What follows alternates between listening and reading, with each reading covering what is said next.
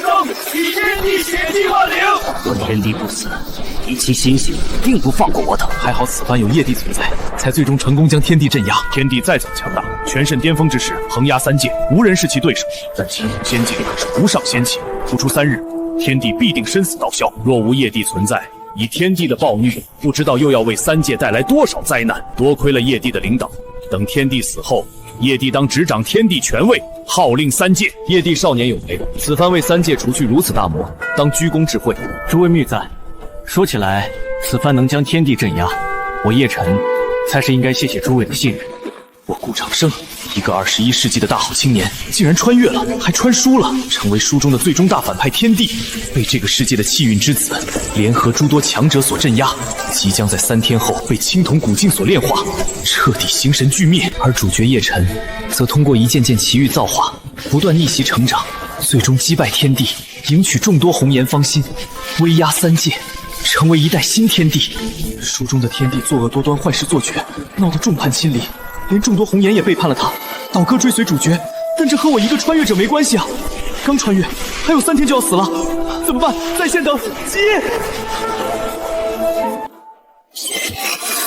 人生修改器系统激活，凡宿主过往，只要合情合理，不超出实际，皆可修改。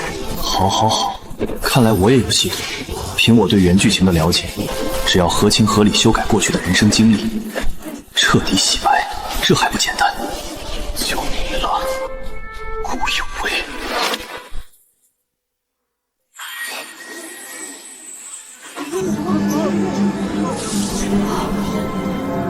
发生了什么？莫不是天帝还留有后手，能挣脱封印？天帝饶命啊！小人也是被逼迫的。天帝手段狠辣，修为盖世，此番能破灭仙宫，成功将其镇压。除了里应外合之外，也是多亏了自魔族一位无上大帝手中借来的仙器青铜古镜。若天帝脱困，后果不堪设想。诸位不必担心，青铜古镜乃是无上仙器，哪怕天帝修到不朽之界，也无法脱困。有为姑娘乃天帝亲生妹妹，此番若不是她和天帝反目倒戈，将天帝闭关的消息告知给了叶帝，我等还没那么容易攻破仙宫。发生什么了？青铜仙境为什么出现这样的变化？青铜古镜将人炼化之时，会让人的神魂浮现出来，化作神魂碎片。这是天帝曾经的记忆过往。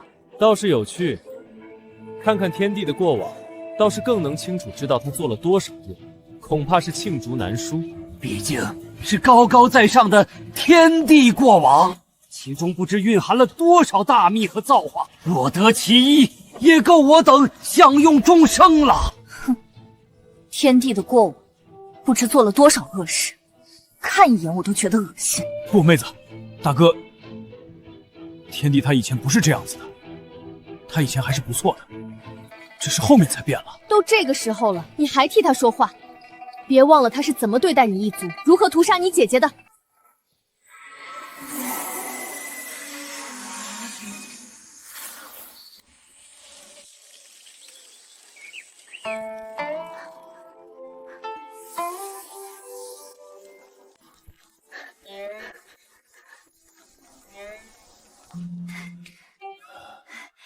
老道士，饿了吧？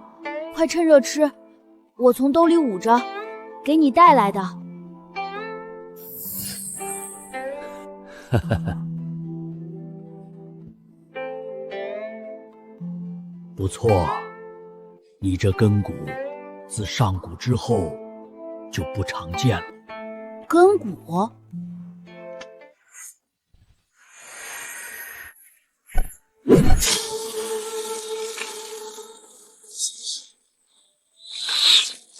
你可曾练过剑？有名师教导？没有啊，家里连剑都没有，怎么会有老师？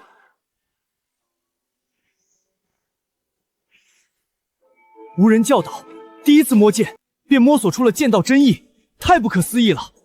所谓剑道古之妖孽，也不过如此啊！我等纵横天地间这么多年，还是第一次遇到这种事情啊！若非亲眼所见，谁敢相信？没想到少年天帝的剑道天赋如此恐怖，怪不得日后能横推天地间，没有任何敌手。自己一路逆袭，得到各种机缘造化，可在4、5岁就领悟剑道真意的天地面前，简直什么都不是。天帝既然剑道如此恐怖，可为何没人见过他出剑？莫不是天帝还有什么后手？天帝的确是一位剑道天骄，不过因为一些原因，他的剑心破碎了。至于是何原因，我也不清楚，因为他从未告诉过我。接下来继续看下去，应该会看到答案的。老道士，我要回去了。娘要是知道我偷了家里的吃食，会打我的。祸不及凡人，有什么冲我来吧。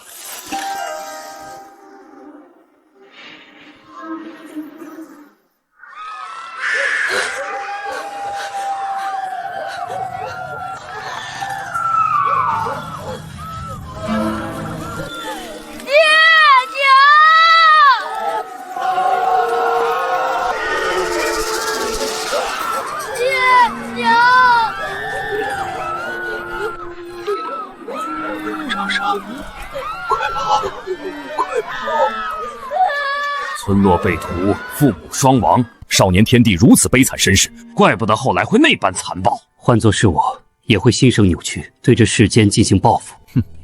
天帝的幼年确实悲惨，但这并非他堕落的理由。相反，换作是我，只会惩罚坏人，绝不会让曾经的悲惨经历发生在无望之人身上。叶帝正乃大胸怀，若人人如叶帝这般，不知会多美好。话说回来，这些修士如此肆无忌惮地打杀凡人，就不怕天宫的惩处吗？当今之世，天宫有规矩立下，凡修行者不可随意打杀凡人，若参与凡人之争，无论何等修为，天宫都是绝不容忍的。上古时期，万族争锋，天宫的权柄还无法达到执掌3界的地步。那个时候，凡人命如蝼蚁，谁会在意其生死？也是直到天帝顾长生继位，威压3界，才立下这条规矩，得到了万族重视，才无人敢轻易打杀凡人。快看！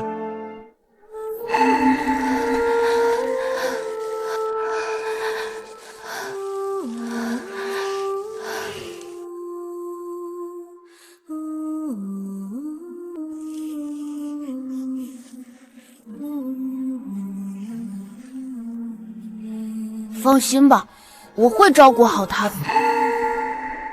这女婴该不会是顾幼薇女帝吧？不是说天帝和顾幼薇女帝是亲兄妹？可从现在的情况来看，天帝家里的人都死绝了，也没有一个女婴啊。所以说，其实顾幼薇女帝是天帝在逃难的路上捡的。也难怪说天帝会对幼薇姑娘如此狠，甚至要抽走幼薇姑娘的仙根，因为他从一开始就没有将幼薇姑娘当成亲妹。可叹啊，纵然不是至亲，也怎能灭绝人性？顾有为心性冷漠，我想要走进他的内心，这便是好机会。只要他对天帝彻底死心，等天帝化作炼化成灰烬后，自己定能俘获他的芳心。再获得那几位的助力，自己定能坐稳天地大位。顾长生，难道就因为我不是你的亲妹妹，你就要对我那么心狠，对我下毒手吗？爹娘都死了，整个村子现在就只剩我们2人了。以后你就是我妹妹了。放心，我会保护好你的。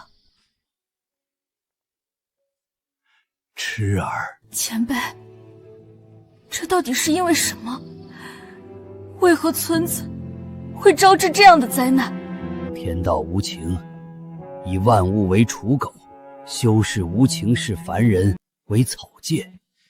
你以后就会明白的。贫道要死了，我这一生孤苦，膝下没有半个传人，如今即将离世，你能给我磕个头，唤我一声师父吗？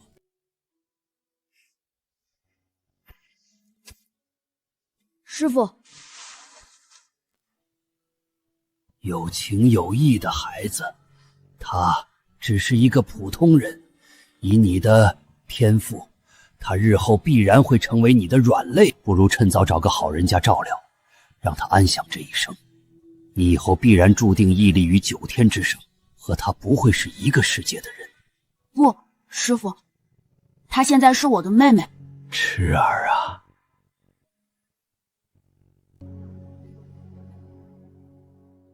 老道瞎说什么？幼薇姑娘的天赋何等罕见，拥有仙根，称得上震古霍今。不到1000年时间，便成为横压3界的地级人物。他都是普通人，那我等又算什么？当初的天帝倒也有情有义，可后面为何？天帝性情狡诈，明显是为了在老道面前表现，以获取其好感。不然以其残暴心性，怕是早已将顾姑娘抛弃了。世人皆知天帝残暴，血屠生灵，为了一己私欲，更是令万灵喋血，万族不从。我看他没有抛弃顾姑娘，肯定另有私心。滚开！畜生，你们要吃就吃我，休伤我妹妹分毫！天帝如此聪明精明，明明这个时候只要把女婴抛弃作为诱饵，自己就能逃走，可为何要这般拼死护住？可能这个时候的天帝还保留有几分纯善吧，也或者，即便少年天帝掌握了剑道罡气，但他也才5岁，未曾修行过，再拖下去，必然成为狼群的口粮的。不可能，这定然是天帝的苦肉计。 5岁的天帝，在尚且只是婴儿的我面前表演苦肉计，这不然如何解释？为何那时候的你这般拼命护我，可后来会狠辣到那种地步？不能死，不能死在这里，我还要保护妹妹。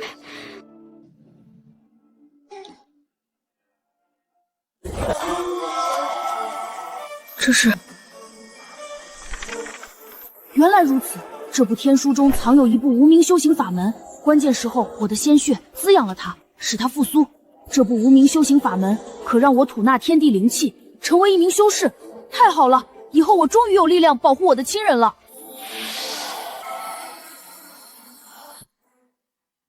山外情况不明，我怀揣天书，若遇到同样的修行者，怕是会被电击，有性命之危。妹妹尚在襁褓，必须和我寸步不离啊！应该是饿了吧？可外面那么危险，我怎么去给你找吃的呢？我也没有奶水啊！必须要想办法，看能不能找到正在喂养幼兽的母兽。只能说不愧是天帝啊！好恐怖的悟性，才刚得到修行法门，便能吐纳天地灵气，这天赋真是古今罕见。我还在想，面对如此危机，毫无力量的天帝是如何安然度过？或许天帝成长如此之快的秘密，都全在其中。有一说一，虽然天帝才5岁，但为了一个异性妹妹能做到这一步，称一句汉子也不为过。若我得到那部天书，如今成就绝对不会在天地之下。别紧张，我没恶意，我只是想向你借点奶水给我的妹妹。我知道你有灵性，我只是和你做个交易，你分我一点奶水，我帮你狩猎，寻找肉食。我不骗你，给，换奶，喝吧。这几天把你饿坏了，是我这个哥哥不称职。想不到少年时期的天帝便这般狠辣，而且还是对自己。难以想象，一个5岁的孩子是如何承受这样的痛苦以及胆量。从侧面也证明了少年时期的天帝心思何等可怕。他展现如此狠辣手段，也是想镇住那只母豹子，从而减少了很多不必要的麻烦。才5岁而已，便这般狠辣，心思深沉，日后会祸害3界，成为公敌也不足为奇了。我只是你没有血缘关系的妹妹，你当初都能对我那么好，为何后面却变了？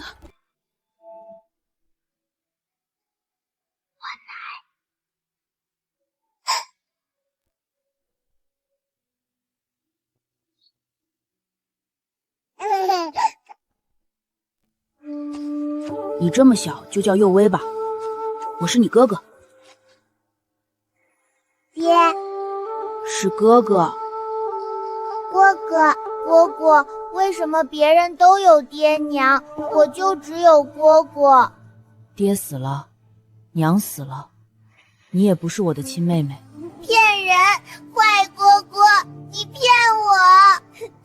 小幼辉也姓顾吧，反正以后你也是哥哥的亲妹妹。爹娘他们啊，其实是去了很远很远的地方，只留下了我俩相依为命。原来这些年你为了我背负了那么多，对不起，这些年我一直以为你是虚伪的，之所以不对我挑明身世，不告诉我当年的灭门惨案，是在骗取我的信任。原来这一切都是你不想让我去背负那么沉重的仇恨。原来这才是世人皆知，天帝和顾女帝是亲兄妹的原因。少年时的他，竟然为了顾女帝背负了那么多。诚然，现在的天帝是为幼薇姑娘背负许多，可这又能代表什么呢？这份亲情和隐瞒，最后还不是变质了。若非是靠着这一层的信任，天帝他又是如何获取幼薇姑娘的仙根？是啊，爱之深，责之切。曾经的情谊多么真挚，现在看来就有多虚伪。到头来，天帝还不是利用这份感情取走了幼薇姑娘的仙根？还是叶帝看得透彻。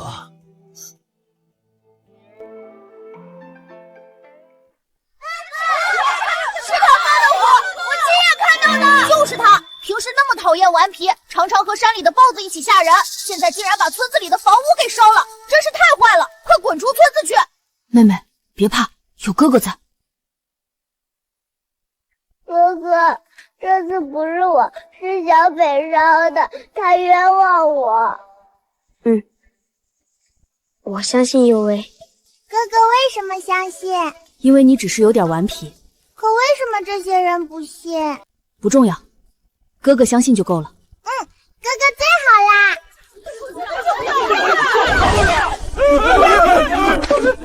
这里不欢迎我们，我们去山里吧。仙人，是仙人啊！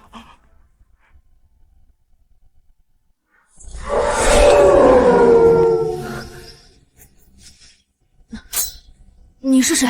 无名小卒罢了。你是谁？怎么会在这里？你好厉害的剑道！我叫江明皇，从来不喜欢欠人情。你今天救了我一次，我便送你本功法。多谢，但我不需要。我看你剑道不错，若能加入宗门成为修士，必会一步登天。何必待在这里与虎豹为伍？看你对这些很了解，你知道一种浑身被黑雾所包裹的修士吗？哦，修士有的身上带有仙光，有的身上有神辉，不同功法意象不同。你要寻找的这种修士，怕是魔道那边的。我要寻找的仇敌，难道是魔道那边的？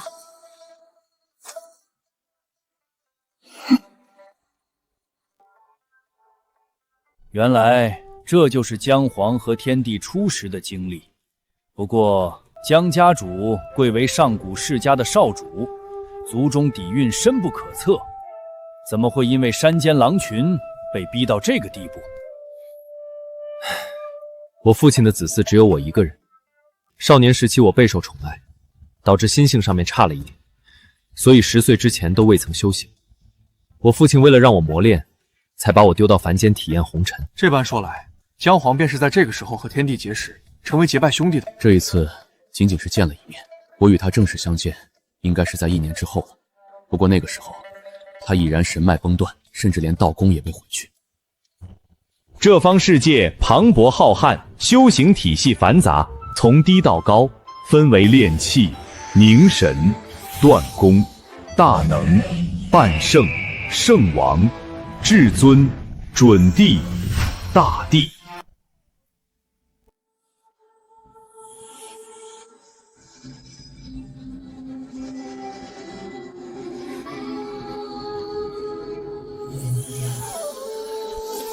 仙根？天帝身上怎么也有仙根？他身上怎么会有仙根？这不可能！幼薇姑娘会和天帝反目成仇，便是因为天帝差点取走了她的仙根。可天帝既然有了一根，为何还要去取她的？总不可能这其中有什么隐情或者苦衷吧？我一直以来恨你，都是因为你骗我，恨自己最亲的哥哥会因为一根仙根而欺骗我。可你明明知道，若你想要我的仙根，你直接开口，我也会给你的。可你为何要骗我？我明白了，姜黄曾说过，1年之后，天地神脉崩断，道宫被毁，或许他的仙根也被人所挖去了。正是因为知晓仙根的强大，所以他才会在后来对幼尾姑娘的仙根起贪念。没错，叶帝这番话极有道理。你真会这样吗？仙根复苏后，我的修行速度进展极快，在我的摸索之下，可谓一日千里。不过现在也遇到了瓶颈，离大能境只差1步。我也在尝试教小幼薇，可她的根骨实在是太差了，还过于顽皮。我1日便能达到顶峰的境界，这丫头，这1年竟然连门都入不得。天帝的这份修行速度着实可怕，只是1年便突破到了断功境。我当初走到这一步，花费了近100年呐。天帝有如此天赋，并不意外。可奇怪的是，为何记忆画面中的幼薇姑娘，在天帝的亲自教导下，这1年都未曾入门？她同样拥有仙根，不应该是这样啊！难不成当初那个老道所说的话是真的？是啊，明明我有的记忆之中，跟随师尊修行之后进步神速，怎么可能1年无法入门？很简单，说明天帝在故意藏私。毕竟他所得到的修行法门来自于那部天书，他又岂会心甘情愿将其传授给幼薇？这1年时间里所传授的炼气法门，大概率是假的。人都有私心的，何况于是这般无上机缘，天帝心思深沉，又怎么愿意将之分享？是这样子的吗？对了，1年时间过去了，距离姜皇和天帝碰面还有几天？3日。也就是说，还有3日就能知道天帝为何神脉断绝，道宫被毁了。山下城池中明明好热闹繁华，但哥哥不允许我下山去，好烦。小花，反正我们偷偷跑下去，然后溜达一会儿就回来，哥哥应该不会发现吧？走了，小花。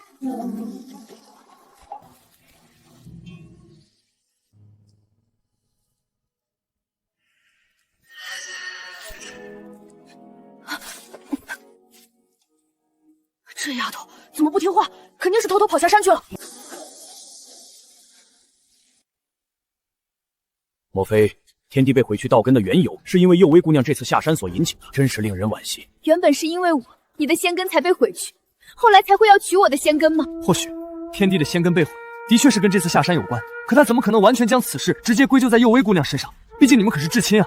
何况那时候的幼薇姑娘只有3岁，什么都不懂。叶帝，你不必再多说。她因我失去仙根，我自该还她。待她陨落后，我便自废根，隐匿山门，不再出世。本帝一直以来都想把顾有薇纳入后宫，她若是就此隐匿，那我所做一切不就是白费了？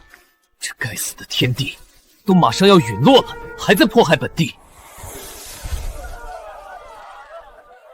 幼薇那丫头对山下最繁华的赵国最是向往，肯定是跑这里来了。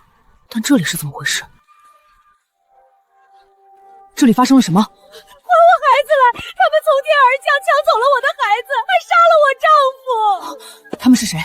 肯定是皇室的人，他们又来抢我们的孩子了。皇室的人怎么会抢百姓的孩子？来者何人？滚开！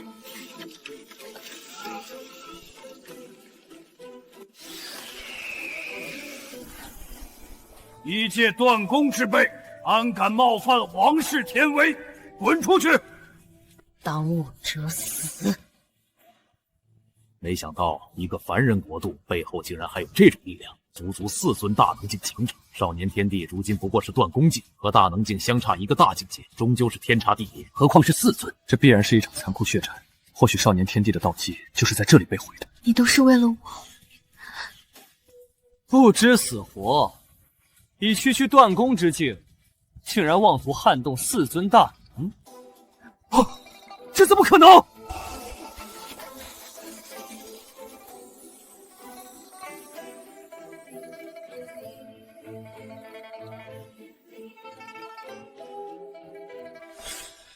一指灭4尊大能，这还是人吗？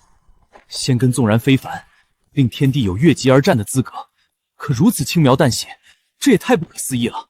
没想到儿时的天帝战力便已经达到了如此恐怖的地步。凭什么？凭什么他能在如此年纪做到这一步？就因为他是天帝。还我妹妹！小道长，我真没见过你妹妹，我发誓。城区动乱，尸横遍野，你敢说和你无关？小道长，这可和我没关系啊！是赵国背后的玉虚圣地，宗主每隔10年便会命人来到各城中，带走童男童女，炼制精血，增进寿元。带我去！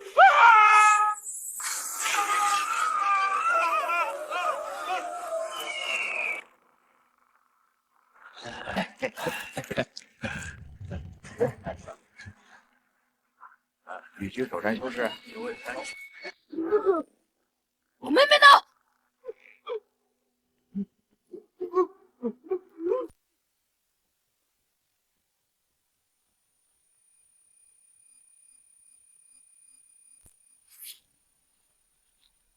怎么可能？有位姑娘死了？我完全不记得，我还有这样的遭遇啊！可从天帝的记忆画面中来看，有位姑娘的确死了呀，毫无气息，明显死绝了。可能是师父救了我吧。我也是大概在3岁的时候遇到了师尊，然后进入宗门，差不多也就是这个时候。如此说来，幽微姑娘的那位师尊应该就是这小时候现身的。奇怪了，为何他不收天帝为徒，反而只收了幽微姑娘？不用多想，定然是不久之后，天帝道基被毁，而幽微姑娘的仙根恰好这个时候觉醒。仙根拥有莫测力量，能让幽微姑娘起死回生，这也并不罕见。我曾在族中读过古籍，仙根可蕴养伤势，一点血肉不灭，便可重生。如此说来，天地根基被毁，应该就是在这玉虚圣地中了。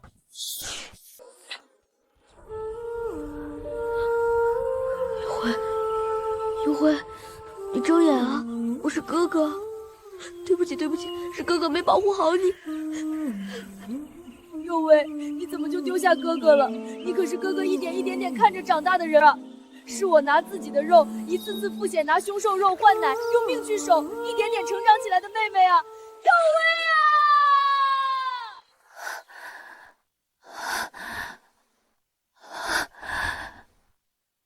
好疼，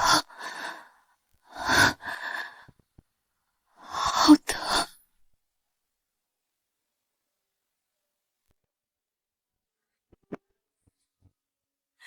幽微不怕，哥哥让这些人给你陪葬。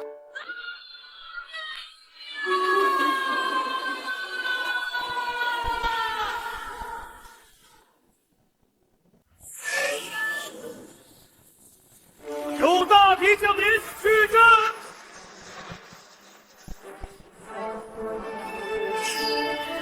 今日大开杀戒。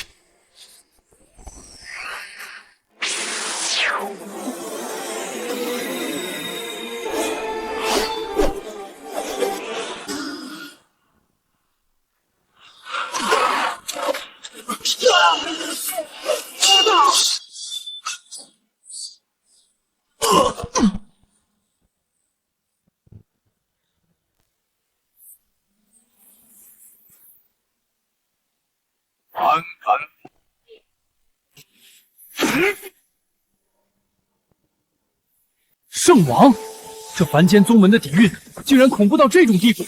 七太上竟然是一尊圣王！天帝虽然一念突破大能，但在圣王面前依旧形如蝼蚁。这毕竟是碾压大能2个境界的存在。也就是说，便是这位挖走了天帝的仙根，只是为何天帝还能活下来？难道是幽微姑娘的师尊出现，及时救下了他？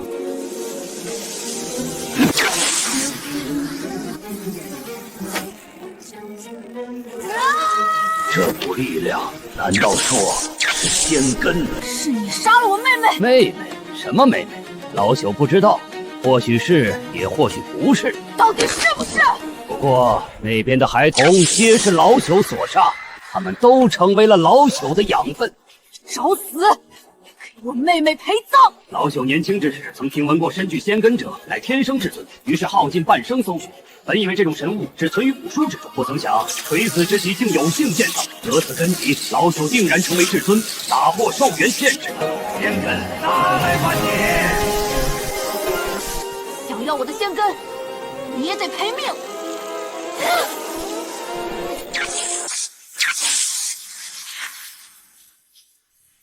疯了，完全不要命了！你竟然压榨仙根的力量，试图以12根神脉倒弓做赌，强行拔高境界，这样的反噬后果，你承担得起？妹妹已死，是何后果反噬？我已无心过问。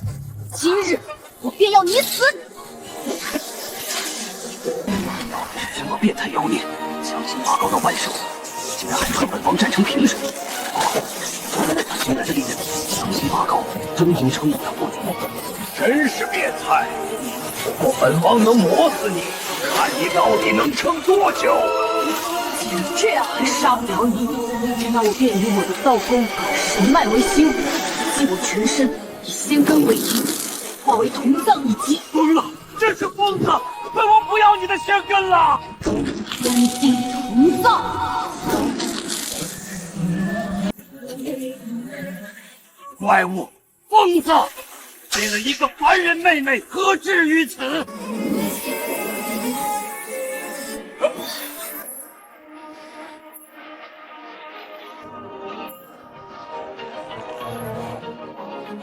晚了，我死！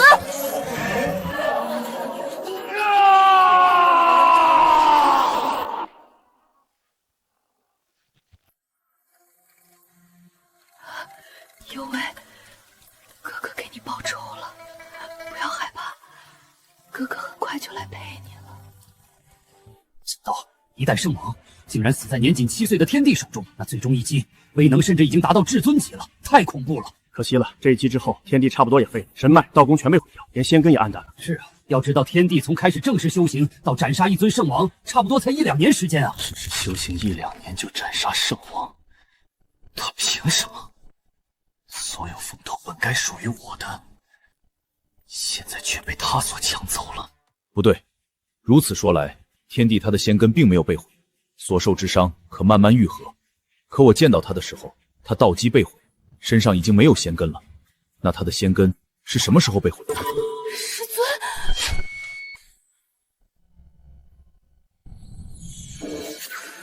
尊，你是仙人吗？何谓仙人？若是凡人眼中飞天遁地、摘星拿月的存在，老朽倒是当之无愧。那位太古强者便是幼薇姑娘的师尊吗？不过，为何幼薇姑娘的师尊在这个时候现身？不该是天帝的仙根被毁后才出现的吗？奇了怪了，难不成之前的猜测都是错的，还是另有隐情？师尊怎么会在这个时候才出现？既然师尊都已经出现了，为何哥哥的仙根还会被挖去？或许我们从一开始就误会了件事情，而这件事现在谜题将揭晓了。什么谜题？都这个时候还重要？诸位不如随我一起出水，加快炼化天地的速度。住手！住手！叶帝，你想做什么？哼，诸位可莫忘了天帝所行之恶，即便过往有所隐秘，但也改变不了什么，莫要自误。仙人，恳请仙人救我妹妹，一定要救我妹妹！他死了，死人怎么可能复生？可以的，可以的。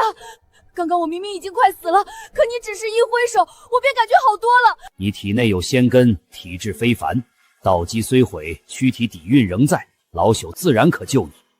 可你那妹妹资质平凡，底蕴浅薄如纸片，落到如今田地，便是大罗金仙亲临，也无可奈何。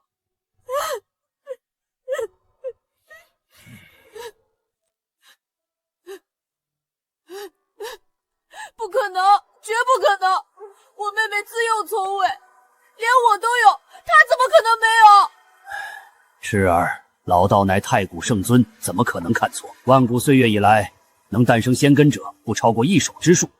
你那妹妹就是平凡到不能平凡的资质，别说什么仙根，她连最普通的修行灵根都算不上。谁都知道幼薇姑娘凭借着一根仙根以及太古传承横扫诸天，才达到如今成就。更因为她体内的仙根遭天地所窥忌，二者才反目成仇。可现在告诉所有人，幼薇姑娘竟然没有仙根。那现如今幼薇姑娘体内的仙根是从哪里来的？记忆之中，师尊对我无比宠溺，说我是天生至尊，得他传承，未来必定问鼎绝巅，俯瞰众生。可现在却说我毫无资质，平凡的不能再平凡。那我体内的仙根是怎么来的？不可能，绝对不可能！老夫乃太古圣尊，太古一战后本源受损，至今仍在寻找传人。若无你适才和敌人交手，打破一角空间，让老朽察觉到气息，才寻觅过来。仙人是想收我为徒吗？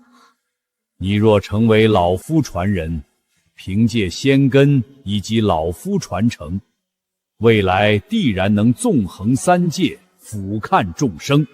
仙人是说，我这仙根很厉害，对吧？没错，万古无一。可活死人吗？你要救他？可活死人吗？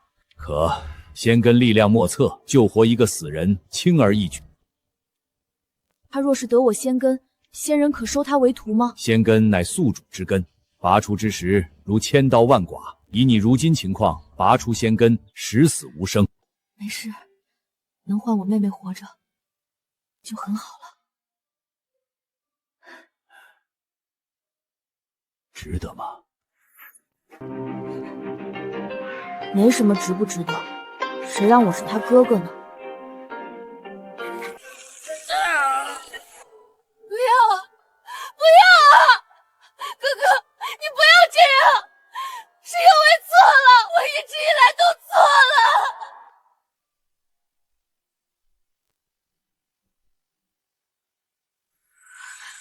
这是什么？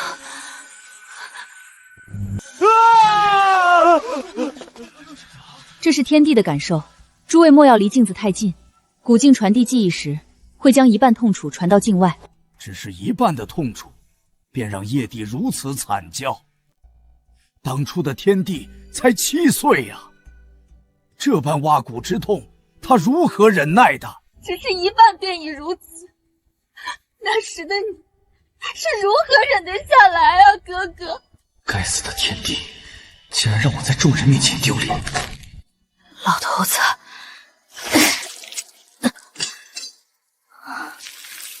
我不喜欢欠人家的，也不喜欢人家欠我的。我送你一个盖世无双的弟子，你得照顾好他，否则我不会放过你，绝技不会放过。值得吗？换作是他，你觉得他会和你一样做吗？重要吗？若真换过来，我不希望他为我挖仙根，哪有什么值得不值得？她可是我的妹妹啊，当哥哥的就应该保护她。可惜老夫本源受损，又需教导传人，否则可分运一些本源之力给你，助你度过此劫。此一别，或许再无相见之日。你可还有什么话想对他说的？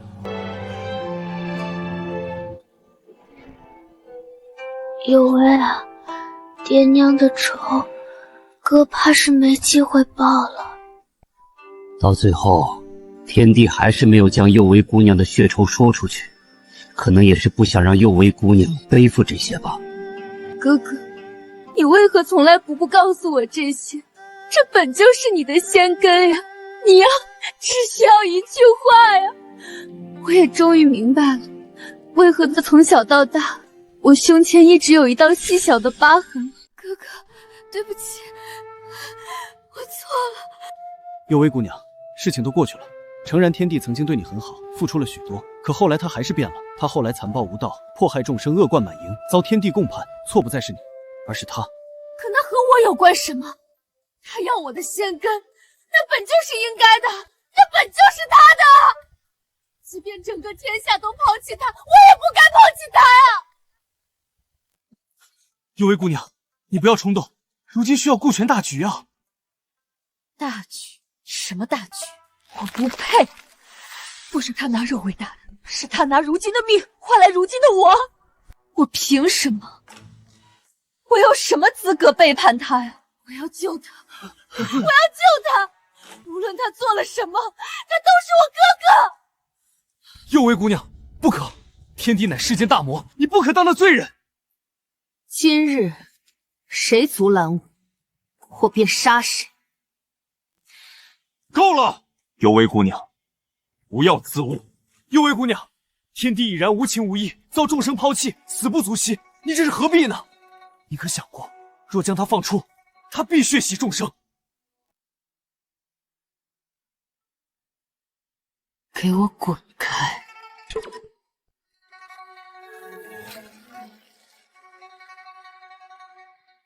该死的天帝，马上都要死了，竟然还让顾有为倒戈，真是恶心本帝！江明华，你敢！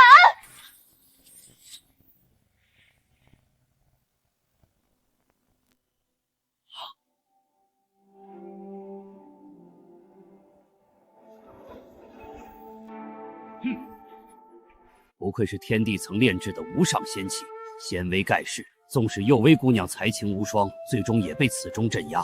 此钟曾随天帝征战诸天万界，横扫一切敌，不知沾染了多少大帝至尊之血，后面更是晋升为无上仙气。话虽如此，但此钟祭炼过程之惨无人道。姜黄姐姐乃道气仙胎之体，当天帝得知后，竟是拿姜黄姐姐祭炼此钟，后面更是被抹除意识，成为此钟器灵。的确如此，也正是因为我和姐姐血脉相连，所以这世间除却天地外，也只有我还能掌控此钟。说实话，我等能那么容易攻破天地宫，很大部分原因还是多亏了姜黄在时空长河中封印此钟，为我等争取了时间。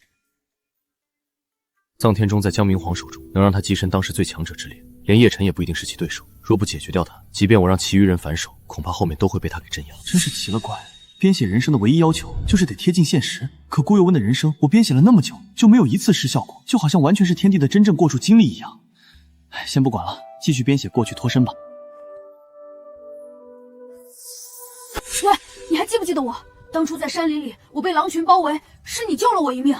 我本以为我已经够惨了，却没想到你比我还惨，神外道宫都被毁去。不过你也是够幸运的，若非我听到这玉虚圣地遭难，想来捡点漏，不然还遇不到你。再怎么说，你也救过我一次，我救你这次也算扯平了。都躺半年了，你怎么还没好？小爷都照顾你半年了，你怎么还半死不活的样子？你照顾我什么？每天给你守着，不算照顾你吗？这半年还不是靠我自己熬过来。不管，你快点恢复过来。小爷想吃肉啊！当初救你，可就想着你是修士，身上有点值钱的东西，谁知道你就是个穷光蛋，现在每天都得去乞讨。我现在依旧浑身断裂，无法动弹。你再让我熬半年，或许就能下地了。到时候我去打猎，你就有肉吃了。真是个怪物，半年不吃不喝，不动弹一下，换作是别人早就死了。到底是怎么活下来的？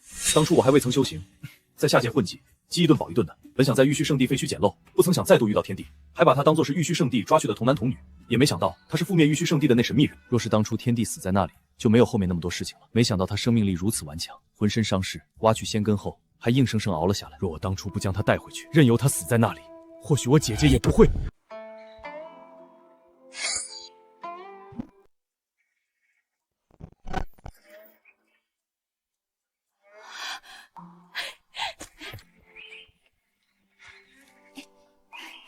今晚又能吃烤兔，大哥你太好了！不要叫我大哥，你年纪比我大。怎么不算呢？跟着你，天天都有肉吃。我之前一个人的时候过的是什么苦日子啊？你现在就是我的大哥。差不多2年的时间，我才差不多恢复过来。本以为没有了仙根，我会死去，不曾想靠着要找回妹妹以及帮父母报仇的念头，我竟然奇迹般熬了下来，真是天不绝我。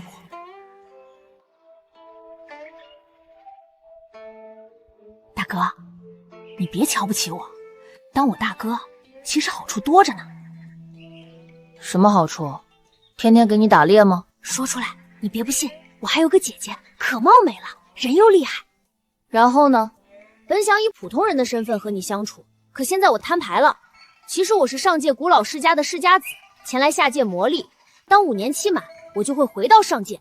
巧了，其实我是天地传人，也在下界磨练。别不信啊，我说真的，你现在道基破碎，毫无修为，只有一身武技，对付山间野兽还行，可这辈子也就这样了。以后跟着我混，不说让你恢复修为，但保你一生荣华富贵没问题的。连玉虚圣地也被我一力荡平，你所说的荣华富贵，你觉得我会在意吗？吹牛！大哥，话说我俩天天打猎，也实在是有些腻了，要不去玉虚圣地废墟那边转转？听说最近那边来了挺多人，如果运气好，在废墟中找到啥值钱玩意儿，我们就能去酒楼里胡吃海喝了。运气真不错，这玉虚圣地覆灭后，这2年间连草皮都被人给薅了几层。没想到小爷刚来就找到了这么块玉简，难不成小爷还是天选之子？你最好安静一点。怕什么？大哥，咱们苦日子到头了。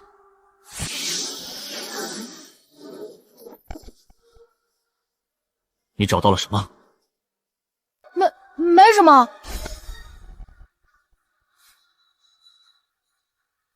你们怎么能抢我东西？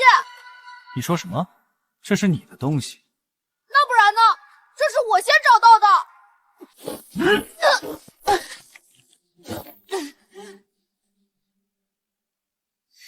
现在看清这是谁的东西了吗？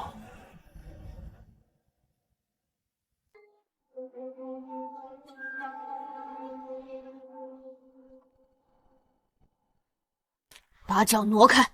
大哥，又来一个，真是不知所措。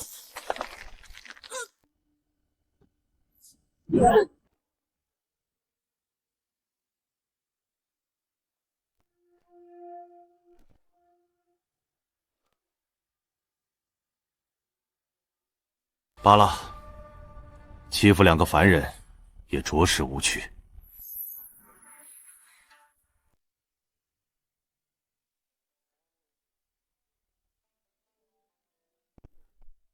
没想到天帝和姜黄还被这些凡尘俗如此欺负过。说来可惜，天帝道基被毁，神脉被毁，当时力压玉虚圣地的风采不见，甚至被人欺凌。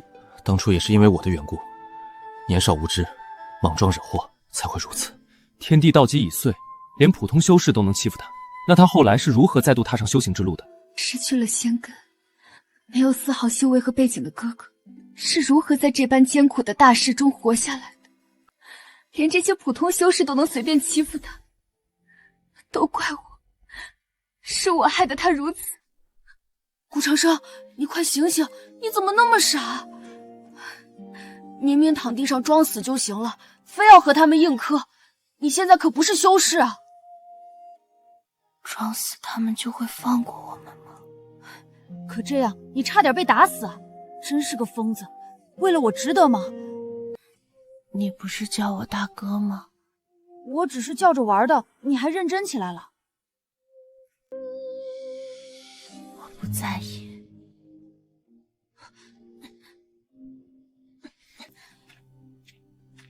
从今天起，顾长生就是我姜明皇的大哥了。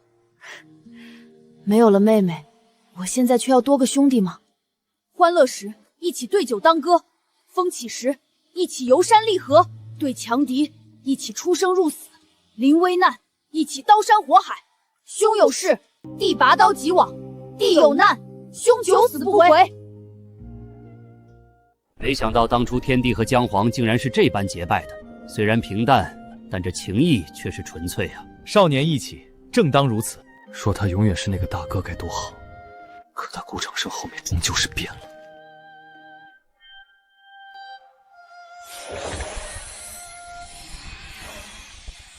恭迎少主回国。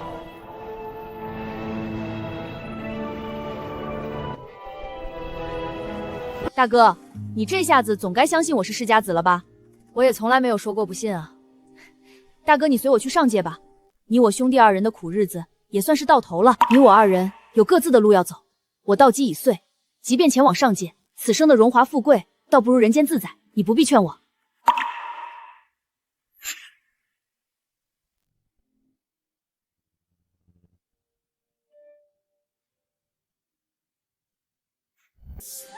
你乃万古无一的先天剑台，可愿拜我为师，随我入剑道？剑修，我还有重新踏入修行的可能。这方天地的主流修行体系你是走不了的，但你道基被毁不一定是坏事，或许能让你在剑道这一支上走得更为长远。您肯教我？你是万古无一的剑道天骄，老夫被世人尊称为剑圣，见猎欣喜，自然愿意教你。我顾长生从不喜欢欠别人的，您肯教我，我未来势必报答你。好，好孩子，老夫就喜欢有恩必报的孩子，剑心纯粹，不欠因果。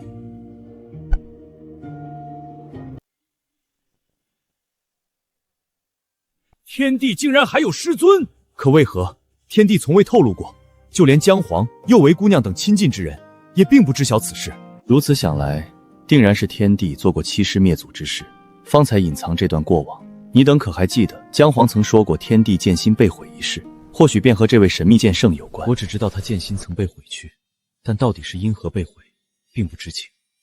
难不成天地之恶是从剑心被毁之后才苏醒的？长生，乃为师游历凡尘所收的亲传弟子，也是尔等师兄，还不快来见拜？此人年纪浅薄，看打扮好似乞丐，老师怎么会收他为我等师兄？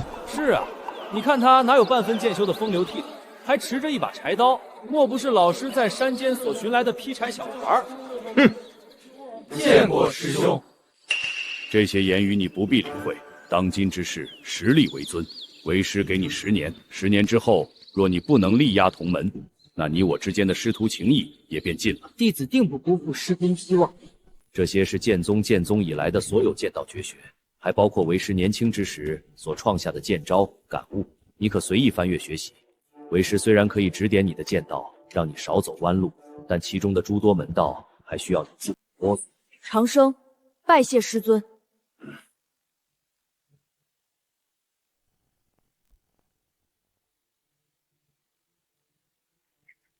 原来真正的剑道是这样的。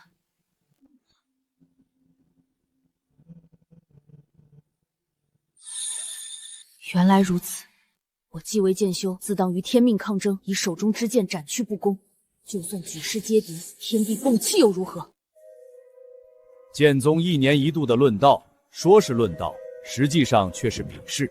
我剑宗数万弟子，每人皆是天之骄子，凡前10弟子，赏赐最为上乘，因此每年论道最为激烈。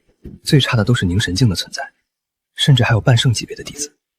你才入门1年，这场论道你就看看便是，不需要参与。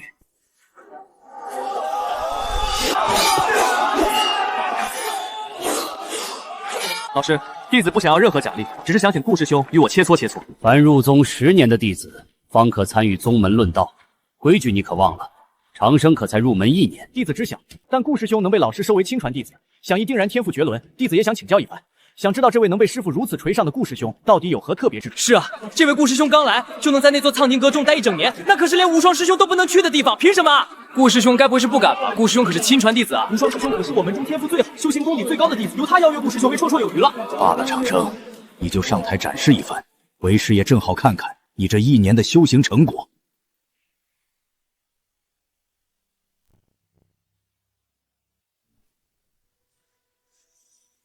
师兄，你且出手吧，师弟我是不会伤害到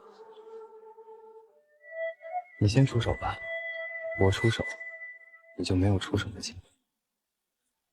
顾师兄才入门1年，可能并不了解师弟的实力。纵然是半圣强，师弟我单手便能镇压。你确定要我先出手？出手吧。这是无双师兄的天外飞剑，一剑飞仙，杀伐绝世。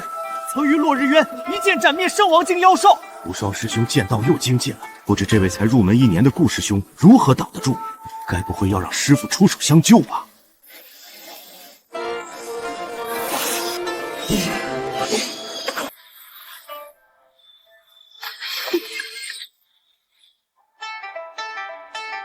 我说过，若我先出手，你连拔剑的机会都没有。妖孽，真是妖孽呀！天地道根被废，再到一剑败圣王，也不过1年时间，这是何等不可思议的恐怖怪胎啊！这他妈还是人？从废人到一剑败圣王，才1年时间。我也没想到，天地台的剑道天赋竟然恐怖到这种地步，比之仙根丝毫不差。得亏天地的仙根没了，后来剑线心也毁了，不然后面谁能败他？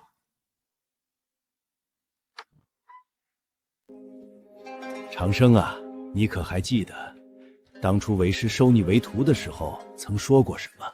徒儿记得，师父肯教我剑道，徒儿定会报答师父恩情。记得就好。我剑宗作为天机宗分支，立宗数万年以来，除了钻研剑道、磨练剑心之外，其实还有对于每个弟子还有另外要求。师父请讲。便是负责天机宗那边一些棘手的刺杀任务。师尊是想让我做些什么？徒儿，你这么聪明，应该已经猜到了。徒儿啊，记得说到做到啊！我的剑平天下不平，斩世道不公，对抗天道，只引那天命欺人。可如今却要这般吗？是哪个不长眼的家伙？可是王腾，我来取你首级。本座和你有仇，你来自于哪方势力？有人雇我杀你，至于我是哪方势力，我不会告诉你。哼，好一个来杀我！竟然是王腾！此人据说崛起于上古之时，极为狂妄，有大帝之姿，为北玄大帝公认的第一天骄至尊。难道说王腾是被天帝所杀？倒有说法，王腾是因为得罪一尊域外大帝才消弭陨落的。哼，想什么呢？王腾此人辉煌之时，已然是至尊之境，临大帝之位也只差临门一脚。天帝不过才入剑道4年，怎么可能是其对手？难不成天帝的剑心是在此战中被王腾所毁？很有可能。天帝没准是不想被剑宗当作暗杀棋子，才主动找上这王腾。天帝的剑心，真是因为这一战而毁。阁下出手吧，既然敢杀本座，想必是有几分本事的。你出手吧，与我本无仇恨，我愿给你出手的机会。哼，罢了，看你根骨不过毛头少年，本座也没时间陪你玩。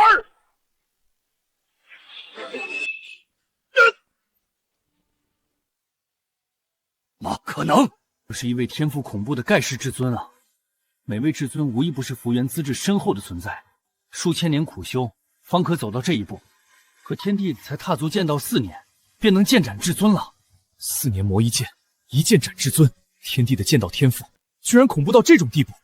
姜黄，你不是说天帝的剑心后来被毁了吗？可他如今都能剑斩至尊了，境界怕是逼近准帝了。在那个时代，天地间能出世的大帝有几尊？你莫不是在骗我等？天帝的剑心的确是被毁了。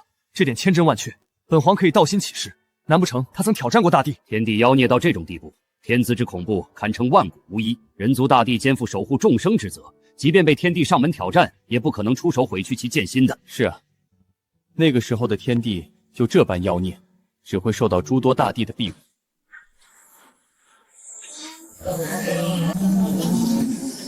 王腾虽非善恶，但与我无冤无仇，我不该杀他。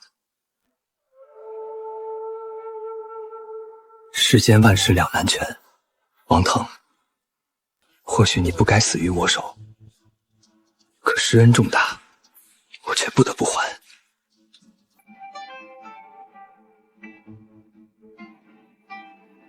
你我虽无怨，但你处抚欺男霸女，仰仗先威，鱼肉百姓，你却是该死。不要怨我。你虽洗手上岸，但年轻之时为修炼邪功，祸害不少良家少女。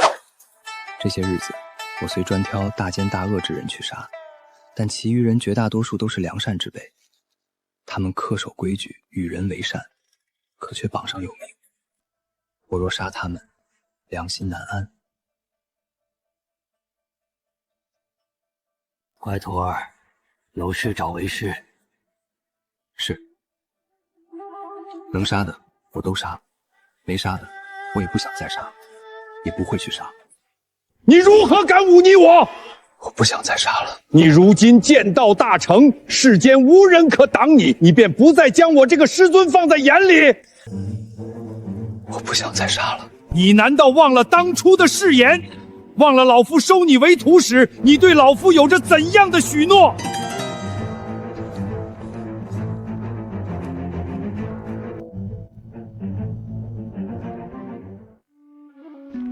老师云游去了，临行前让我给师兄带一句话。你说。老师说他需要让你最后替他杀一人，至于那个是谁，老师云游回来自然会告诉你。师兄若是答应，此事之后因果两清。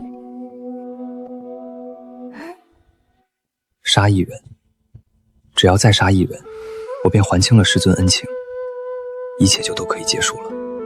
我也可以摆脱剑宗，此后下山就能寻找杀害爹娘的仇人，也能去找妹妹了。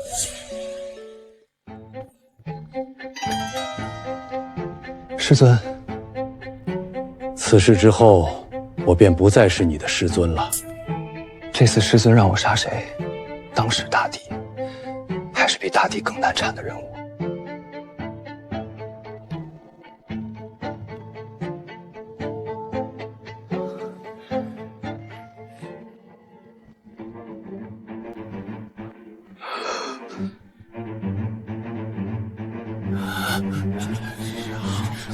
没想到这剑宗让天帝去杀的最后一人，竟然是姜黄。不过很显然，天帝并没有去斩杀姜黄，毕竟剑皇还好好活在这里。天帝剑心被毁，难道和我有关？一面是忤逆师门，一面是背叛兄弟，天帝不论怎么选，这骂名是背定了。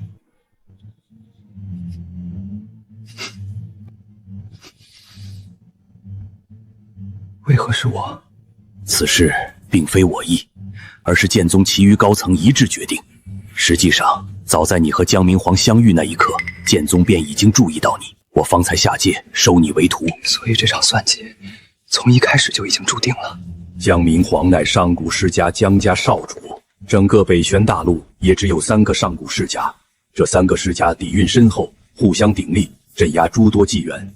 一旦江明皇死了，江家必然会不顾一切报复其余2家。所以呢？江家高手如云，江明皇背后更有诸多护道者，唯有你才有实力去杀他，也只有你是其兄弟，才能轻而易举取掉他性命。老夫给你2个选择：其一，斩杀江明皇，事后你重获自由，剑宗一切事情和你无关；其二，你可以选择不去，你要走，剑宗无人能拦你，但你欠老夫的因果，你如何偿还？我说过，顾长生从来不欠人家的。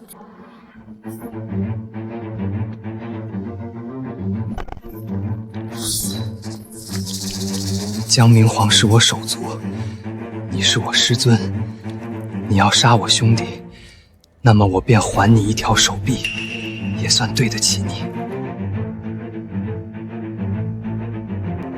你疯了！你竟为此自毁剑心！老剑圣，我顾长生的剑道是你教的，今日你我师徒恩断义绝，我便将这颗剑心也还你，如何？可够？原来这才是天地剑心会毁的原因，我等早该想到的。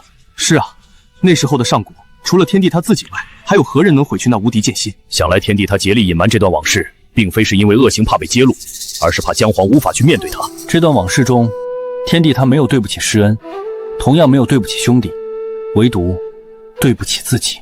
原来是这样，原来是这样的！为何你从前双臂健全，可后来却失去了一臂？明明你是史上最妖孽的剑道天才，却因我而毁去一颗无敌剑心。不练剑了。大哥，谁准许你不练剑的，我就不准，你就不能假装来杀我吗？就许你是我的兄弟，不许我是你兄弟吗？为什么要放弃剑道？为什么要自毁剑心？你连跟我去上界享受荣华富贵都不肯，这份恩情让我怎么去还？姜黄莫要太过伤心，诚然天帝为你做了许多，可最终他杀了你姐姐，血亲之仇岂能不报？我心中有数，待他陨落之后，我便废掉修为，避世不出。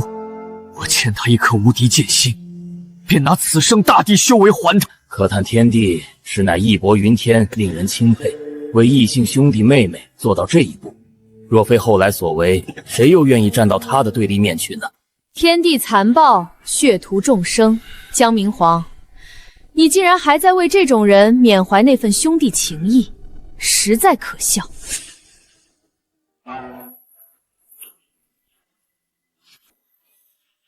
见过妖皇，此番能顺利镇压天帝，妖皇可谓功不可没。待天帝陨落，本帝便在这天宫设宴，为妖皇陛下庆功。若我能拿下这位妖皇，有其辅佐，日后执掌天宫就稳了。可惜他太骄傲了，之前几次接触都对我爱答不理。不必了，天帝他对你等尚有过真情实意，可对我妖族却有不共戴天之仇。如今天帝被镇压，尔等无论是谁，倘若生出放出天帝的心思，我白素便与其不死不休。喂，你醒醒呀！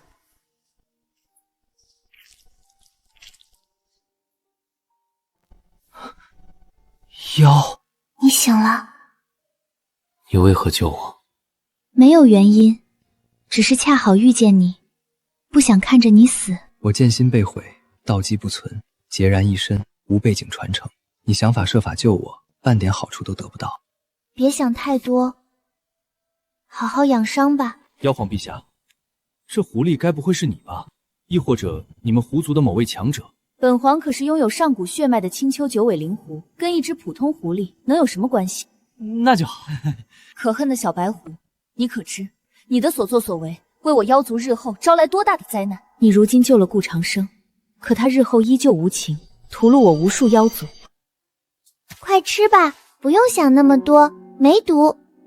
既然没死，我总归要活下去，还有父母大仇未报。不过这小狐狸到底要干什么？你应该不能化形吧？你现在还很虚弱，暂且待在这里，我去洞外看看还有没有果子。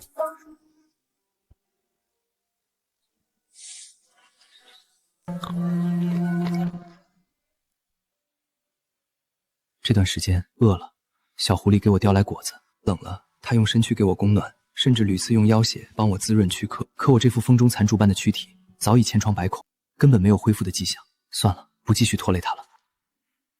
算了吧，我这副身躯早已被我折磨得不成样子，如今就剩一副空壳，你不用管我了。一定可以的，会有办法的。我一直想不通，你为何会对我那么好？如今的我对你也没有任何价值。既然遇见，便不想看你死。你要去哪里？你在这里等我。剑赏，你去了剑宗。把这些吃了。滚！明明我们只是萍水相逢，你拿自身血脉救我也就算了，为何还要冒险去剑宗偷丹？你可知那是什么地方？你不要命了！别浪费了。你为什么要这样？我不喜欢欠人家的。你若说不出缘由，我宁死也不会接受你的好意。我要死了。死？看到了，我这一脉被人下了血脉诅咒，每过一天，本源便会减去一分，直至死去。我已经没有多少时间了，没有办法解开诅咒，除非去荒古禁区，那里或许有解开血脉诅咒的神药。荒古禁区？那里十死无生，我别无选择。本打算去禁区走上一走，没想到却遇到了你。我此行大概率是要死的，所以想着能救个人也挺好的。所以你得好好下去，毕竟活着就有希望。比起我，你还是有更多的选择，不是吗？是啊，大仇未报，我哪有资格去死？我这一脉就只剩下我一个了，所以啊，我才千里迢迢来到这里。我要是死了，我这一脉就断绝了。你叫什么名字？小五。我叫顾长生。你应该是不可能化形的吧？其实可以，不过就是样子不好看，怕吓到你。我想看看，就算以后见不到你，总归要记住你的样子。没吓到你吧？没有，很美。怎么感觉这小狐狸的容貌和神韵和白帝有些相似？什么眼神？白帝绝美无双，颠倒众生。那小狐狸如此丑陋，岂能和白帝相比？是啊，世人皆知，白帝乃是天道宠爱之人，说是天道的亲闺女也没错。容貌、才情、福缘都是一等一的。那只小狐狸命运凄惨，被人下了血脉诅咒不说，化形之后的相貌更是奇丑。纵然是神韵相似，但又怎么可能和白帝扯上关系？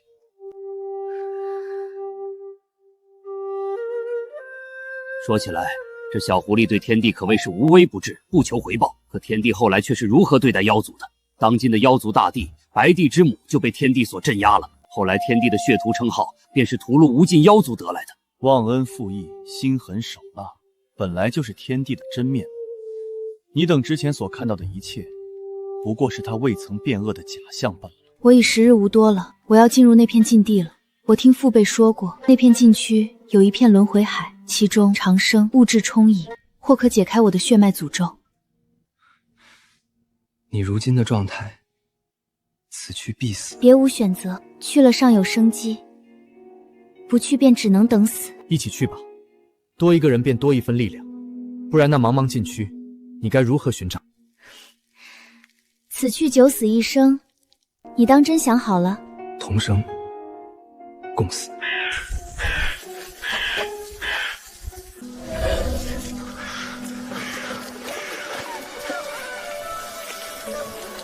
好一个同生共死！可一只濒死的狐妖，一个毫无修为的凡人，他们最终是如何从这片禁区走出的？或许这只小狐狸根本没有走出来，出来的只有天帝一人。这狐妖对天帝如此之好，可后来天帝依旧无情，屠戮妖族。若小狐狸知晓，不知会不会心寒。你真是傻，拼死护他救他，可他做了什么？你真是妄为妖，甚至是我妖族的罪人。禁区中最可怕的不是魔物，而是这种无处不在的诅咒。越往里走，越是可怕。我已经走不下去了。我一定会带你进去的。不必了，我的朋友，离开这片禁区。你知道我为何要救你吗？实际上，我在你身上看到了我的影子。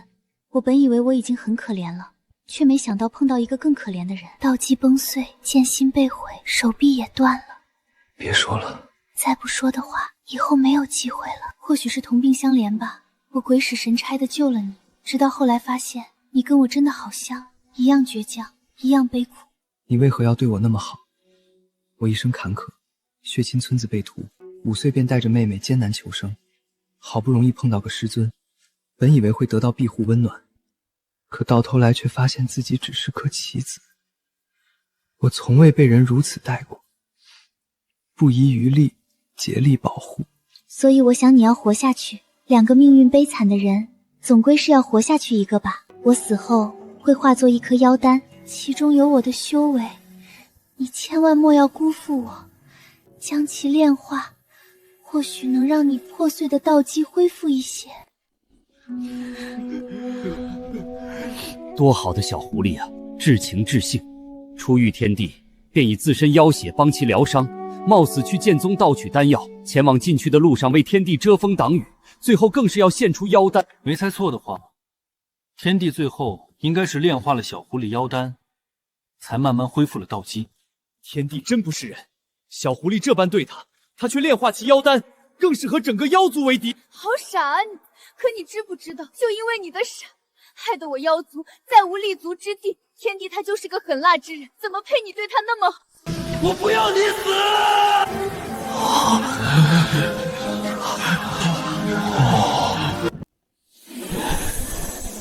我不要你死！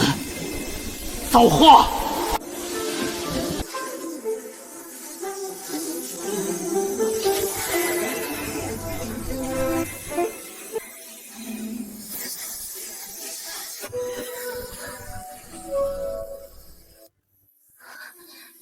怎么做到的？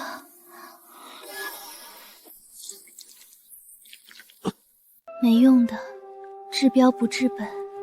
下这诅咒的人实力太过于强大。刚才天帝是什么手段，竟有生死人肉白骨之效？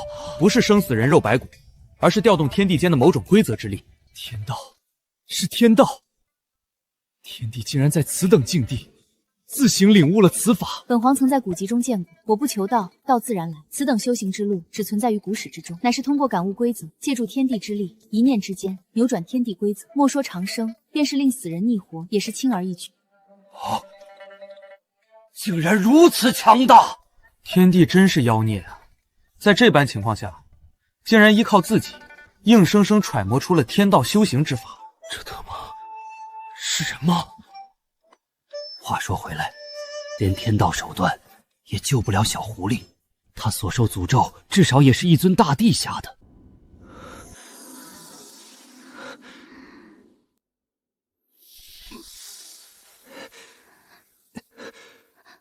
无用的，长生，你不要再尝试了。不会的，我不会让你死的。外面的禁区中肯定有续命的神药，小五，你等我。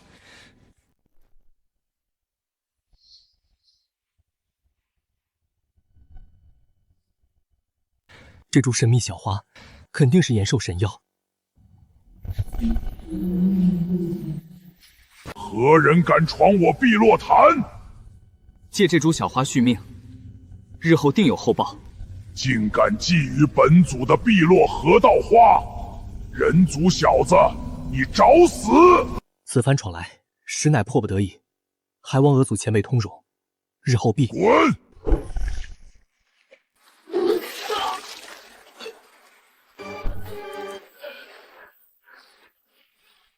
以重伤之身强闯这片禁区，还敢觊觎本祖的河道花，不自量力，今日便吞了你！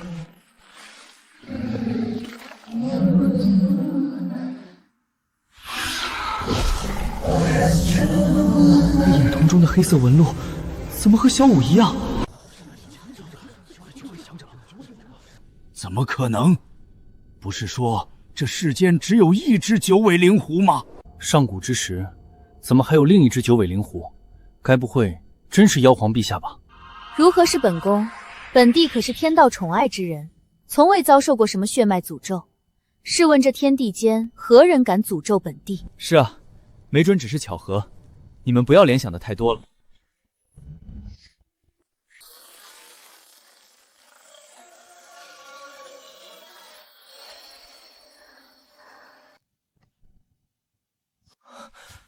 你怎么来了？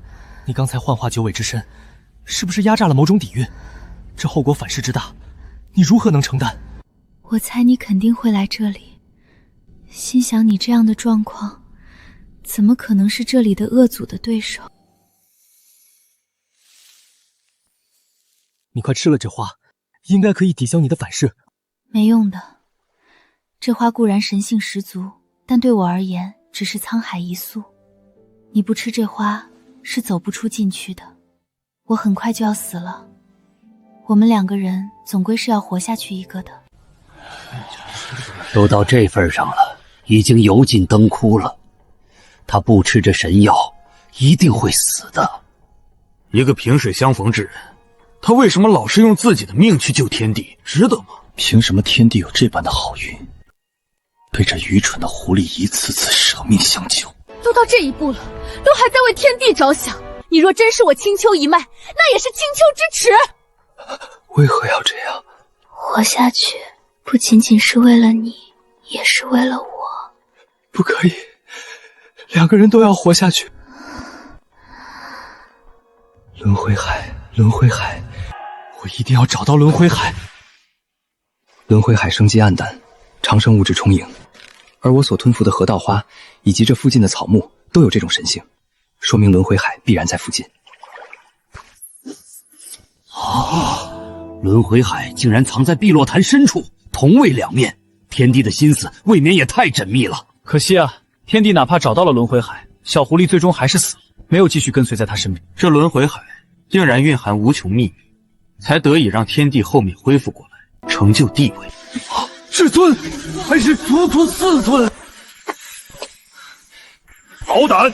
何人敢冒犯我长生世家老祖坐化之地？恳请诸位退一步，我只想借轮回海救人，无意冒犯。轮回海乃我长生世家根基，一经玷污，神性不存，连我等都不舍得踏足半步，又岂容外人染指？何必和他废话？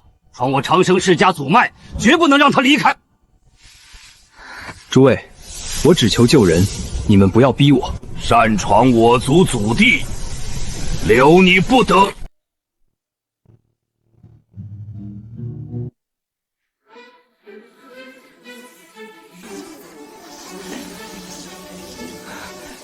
造化，阴阳，生死。此子所修之道有古怪，修为虽低，只有圣王境，却能预示天地规则。不要留手，此子手段怪异，短短数息，气息攀升数次，定然有无穷反噬，不可能支撑多久。祭出祖阵，将之镇杀火灭。中来！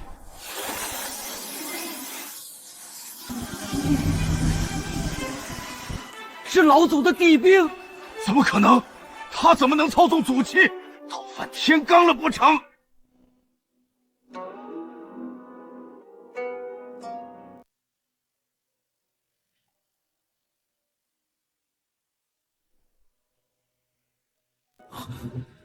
这居然是藏天钟！没想到这藏天钟竟然是天帝在那个时候抢来的。可天帝是如何做到的？这地兵可是人家长生世家的老祖所炼制，其中有禁制存在，即便是后人也不一定能催动。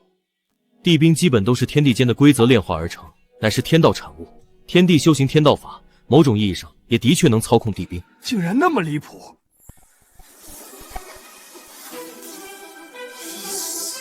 战！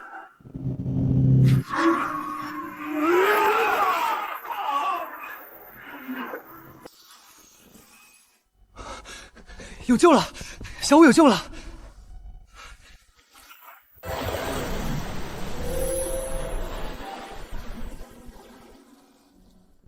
为什么轮回还解不了诅咒？他已经那么可怜了，为何不给一丝希望？天不怜你，我来！天帝此举是想抽干整片禁区的生机，他如今可是才圣王境啊！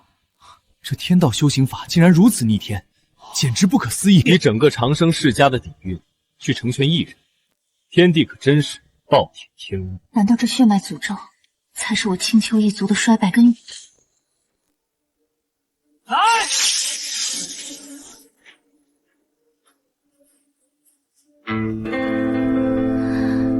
长生，长生，你醒醒！太好了，真好呢，我们两个都活了下来。今后我来守着你，你不会再有意外了。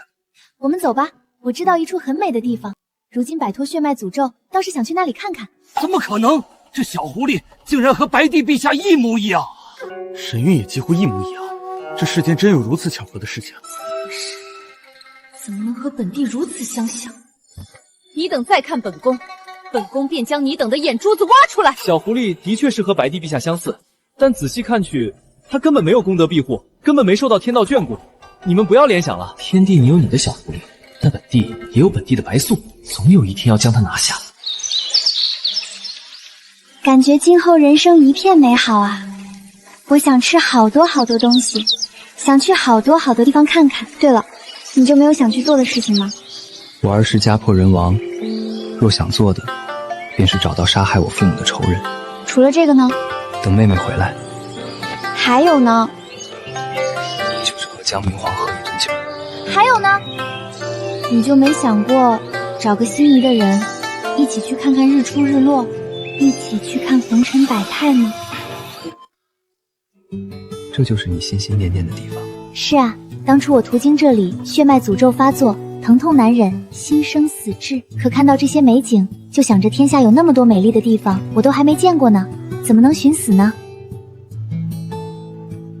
以后还会去更多更美的地方。怎么了？你会忘记我吗？怎么会？等我报了父母的仇，我便陪着你，想去哪里就去哪里。真好呢。这个送给你，你要保管好哦。小五，小五，小五，小五，小五不辞而别了，我早该想到的。明明那日我察觉到了他的异常。如果所料不错的话，小狐狸的这次不辞而别，很可能就是他陨落的缘由。是啊，我还在想，小狐狸都已经解决掉了血脉诅咒，后面怎么可能没有跟随在天帝身边？这只小狐狸的命运也实在是太悲惨了。难以想象，当得知小狐狸死去的时候，天帝会多么悲痛。不管怎么说，也不是天帝性情大变、屠戮众生的理由。嘿，大傻瓜，当你看到这一刻的时候，我应该是死了。对不起啊，说好不离不弃，不该抛弃你的，可我也不想啊，真的不想。我多想跟在你身边，让你陪我去那些一直都想去的地方。小五，其实啊，我本是青丘九尾灵狐，我叫白素，但我没有骗你，我在家中排行老五，所以爹娘都管我叫小五。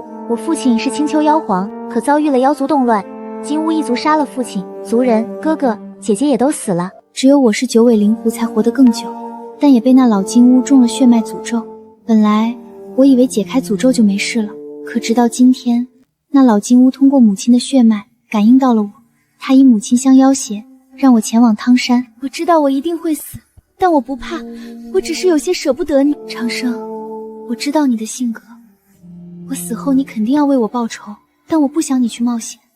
那只杂毛老金乌太强了，你远不是他的对手，只是希望长生你能够记得我。等等，刚才小狐狸说她叫白素，怎么可能？怎么可能？她怎么也叫白素？不可能，绝对不可能是白素，充其量只是名字、样貌、本相一样罢了。小五，长生，肯定是梦。对，他怎么可能死了呢？我明明救活了他。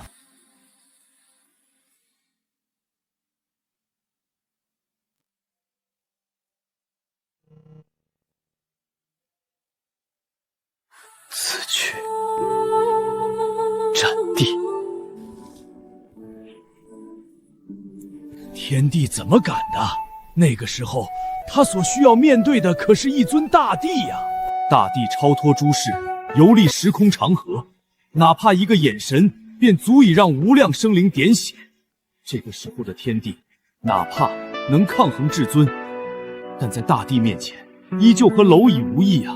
面对一尊大帝，天帝他最终到底是如何活下来的？小狐狸本是妖族公主，她一生本该顺利，可就是这些人的反叛，让她命运悲凉凄惨，所有人都该死。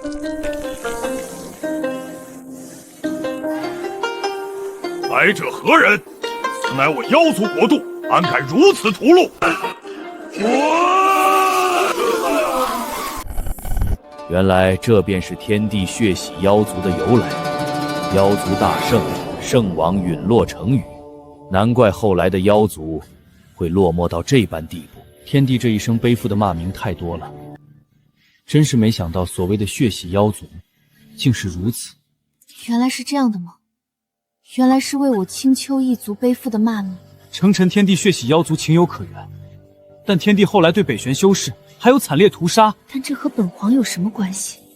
为什么本皇脑海里会有那些记忆？你怎么了？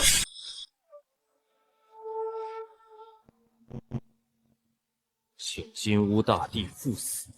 好一个精彩艳艳的后辈，凭借圣王底蕴，竟来到此界。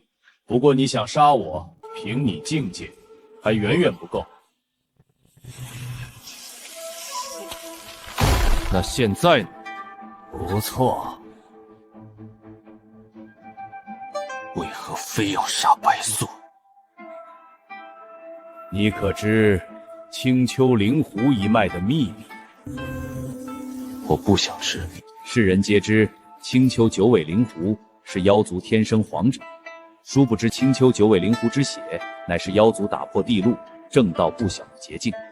白帝那老东西宁愿自爆，也不愿将精血以渡给我。所以这就是你不肯放过他的理由。没办法，本帝也不想赶尽杀绝，但谁让那只小白狐是天地间最后一只青丘九尾灵狐呢？今日我要让金乌一族从这世间除名。凭你，可还不配？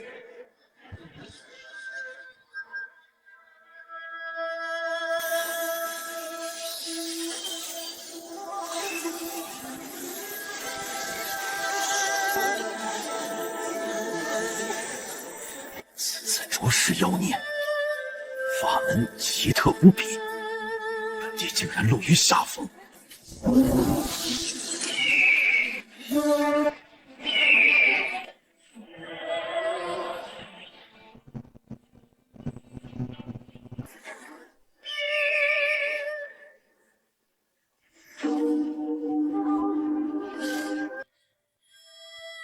从何而得的地气？本帝都还未曾炼制地气。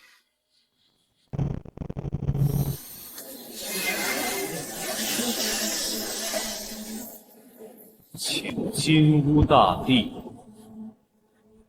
赴死！安敢！金乌大帝就这么死了？那可是一尊大帝呀！以准帝之姿斩杀大帝，纵观古今岁月，也只有天帝一人了。天帝所施展的那道眸光，到底是何等神通？连我等在境外也感到窒息颤栗。那是天道之谋，也称之为天罚之卯，代天行道，汇聚天道意志，湮灭一切。准帝便能逆罚大帝，他若成帝，那又得多恐怖！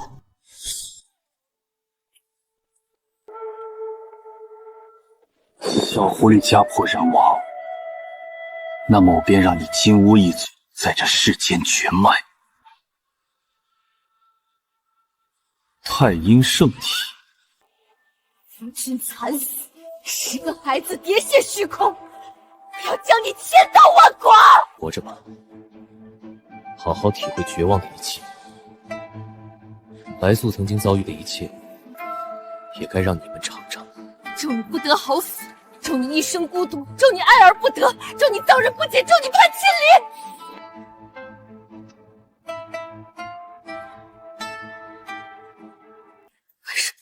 为什么明明是姐夫错了，你还要随他而去？那位戴着面纱的女子，应该便是你吧？是我。皎月大帝被称之为古来最为神秘的大帝，不曾想他竟然是这般来历。当时伐天一战，本帝奔走各地，广招各界大名，皎月大帝便是其一。据说天帝曾毁去他的至阴之体。有这般渊源在，皎月大帝和天帝之间的仇恨，可谓不共戴天。若不是那时与你相遇，是不是也没有后面的事？刚才画面之中的那道黑色煞气，到底是何时入体的？为何我从未有过察觉意义？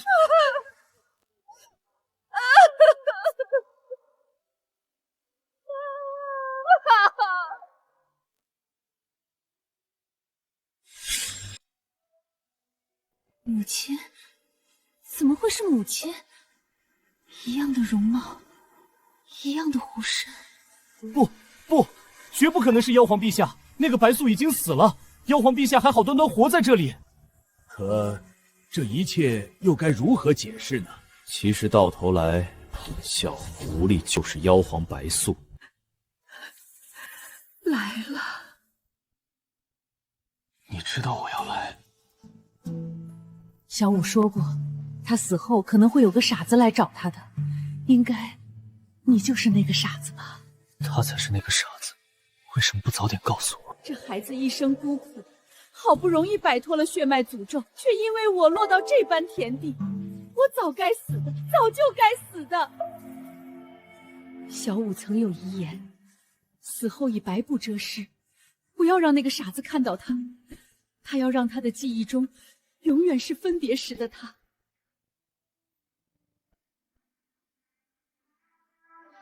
小五，为什么要白布遮尸？为什么不要让我看到你的样子？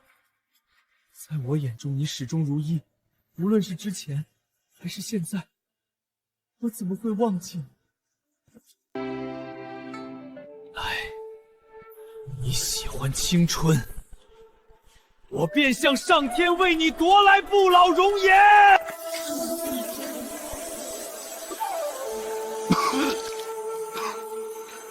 再来。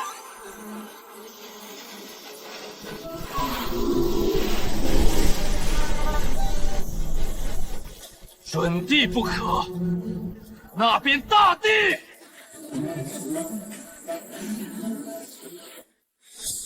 成帝，天帝，竟然这是要成帝！20多岁的大帝，简直惊才绝艳，不可思议。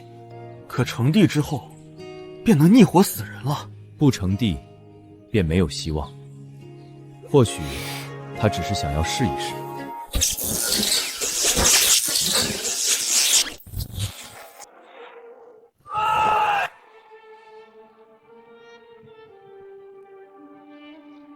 我以大帝果位，引无边气运、无边福缘、无边功德，为你重塑新生。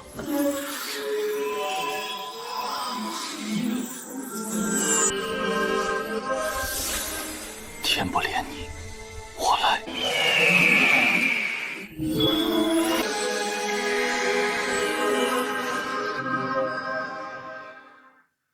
你这一生凄苦，有了这些，待未来苏醒之后，一定会有个顺遂的人生。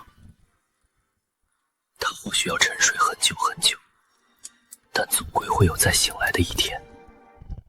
希望那个时候，他顺遂无忧。这孩子一生可怜，我会带他回到青丘。从此以后，我们母女便不再过问红尘之事。我逆了时空长河，撕裂6道轮回，加上金乌大帝陨落因果，西河正妃所降诅咒，这一生注定孤苦。他若再跟我一起，怕是又要重蹈覆辙。所以说，小狐狸后来其实真的复活了，而那只小狐狸也真的是白帝。只不过因为白帝复苏新生后，忘掉了所有过去。怪不得白帝生来便有无尽的福缘、气运、功德，一生顺遂无比。这一切都是天帝给他的呀！长生，你后来为何不来找我，告诉我这一切？明明我可以为你分担的，我怎么会怕孤苦？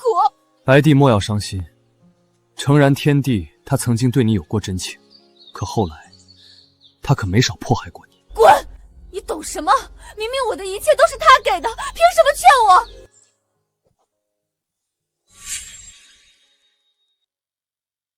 天帝，我和你势不两立。你不惜将一切都给我，许我一世顺遂，可为何后面还在斩杀妖族？我的母亲更是被你镇压。若不是他的心中一直藏着你，可能我也有机会走进他的心吧。顾长生，你对白素尚有真情，可对我就是薄情负心之辈。大帝修为一泻千里，如今的我又成为了一介凡躯。父母的仇，我又该何去何从？姐姐，姐夫，我之前便劝过你们，可你们为何不听呢？我杀不了他的，我该怎么办？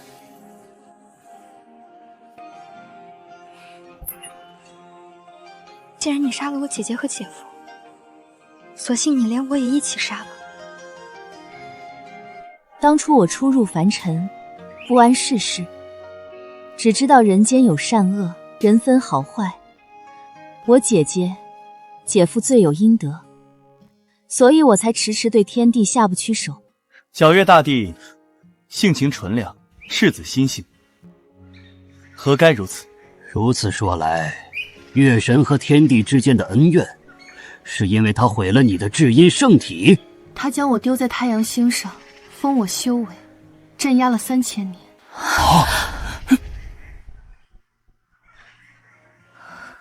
长生后来不断打压我妖族，难道和晨曦也离不开干系？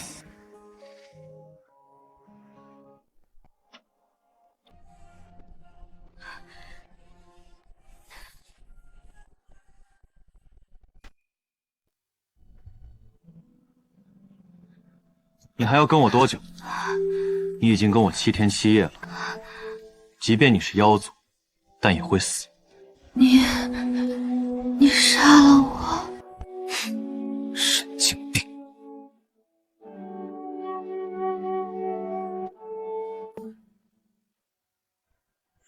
你别管我。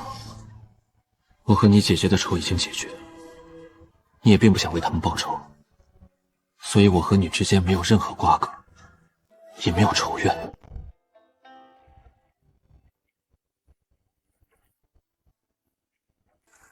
终于能够解脱了。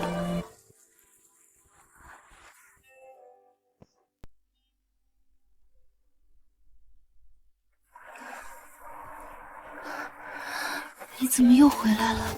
吃饱了，才有力气杀我，才能想清楚到底要不要杀我。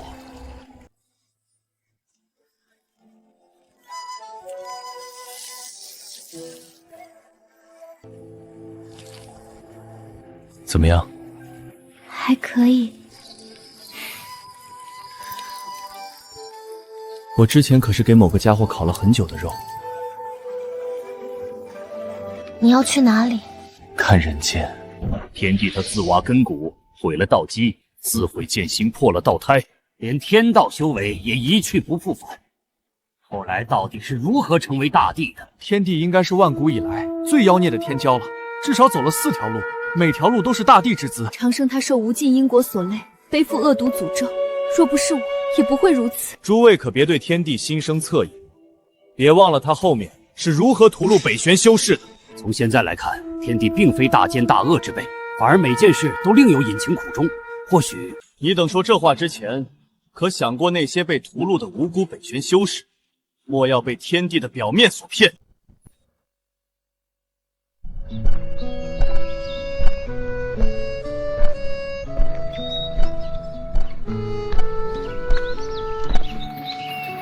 回来了。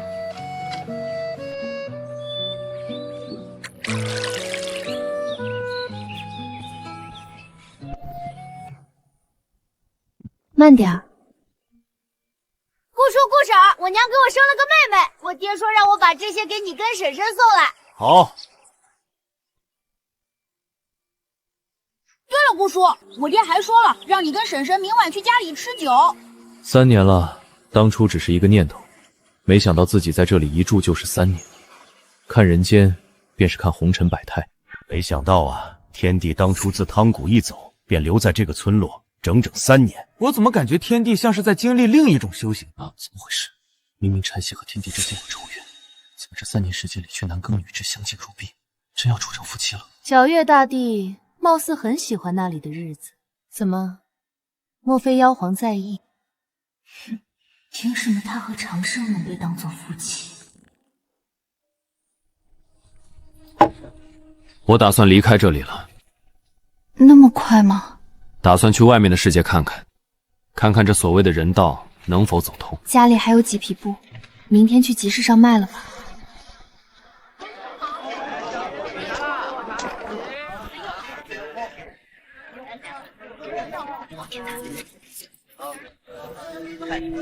小哥，你家娘子这般俊俏，不如买下这根簪子，送给你家娘子。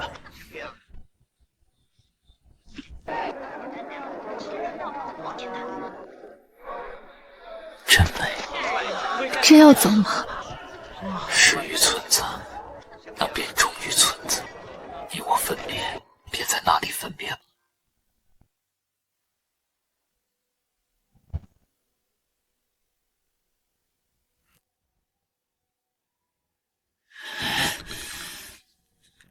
妖族，找你许久了，没想到你流落到这番田地。是你屠了村子？当年你闯汤谷，杀我妖族无数，今日屠戮村落，那又如何？今日你修为尽废，我便要杀了你，为我妖族报仇。是你？为什么？你为什么要救他？难道你忘了大帝和帝后是怎么死的？那是姐夫。姐姐罪有应得，已经对他动了情。妖族的叛徒，今日便朕杀了他！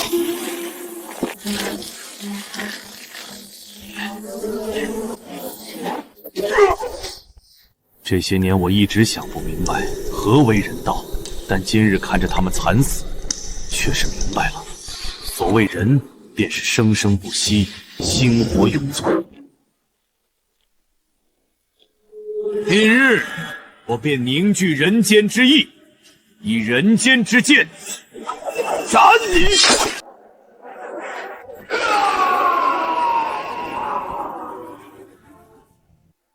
本以为天帝这些年沉寂，不曾想竟然自创了这所谓的人之道。好一个人间之剑！也就是说，除了天道之外，天帝又修成了人道。到底谁才是天命之子？如今的你，还是如当初那般光芒万丈。我并不想这样的。顾长生，此一别，便不再相见了。只要你挽留，我就不顾一切跟你走。我还有自己的路要走。背负血仇，游历天下，布道人族，完善人道，这条路注定是孤独。不想连累你。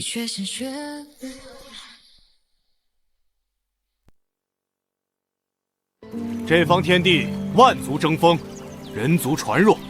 我人族若想扎根，便须如那疾风劲草一样，以不屈意志对抗天命。圣师所言极是。若无圣师这些年传授我等长生法门以及修行体系，人族怎么可能和妖族博弈？圣师为仙人下凡，拯救我人族，有无边大功德。今日圣师与我人族祖庭首阳山布道讲学，是我为人族之幸啊！这3年，天帝一直在为人族做事，所做之事更是不图名利和回报，甚至有了无数追随者，可谓不辞辛劳，不畏艰苦。是啊，我怎么感觉天帝不可能对人族惨下杀手？天帝明显有利可图，这些年他身上的人道修为更深厚，屠戮人族，没准只是他修炼过程的一环。当年天帝所为，乃是我亲眼所见，10成9够，血流成河，岂会有错？吾乃妖族古皇，太阴圣女禅曦背叛妖族，本皇将于太行山将之炼化。顾长生，你与我妖族不共戴天，倘若你能来请罪，本皇便放了他。今日吾登首阳山，以人道意志铸就地心。圣师功绩，惊天伟地，为我人族破路开疆。我知道，为人之道，当为天地立心，为生民立命，为往圣继绝学，为万世开太平。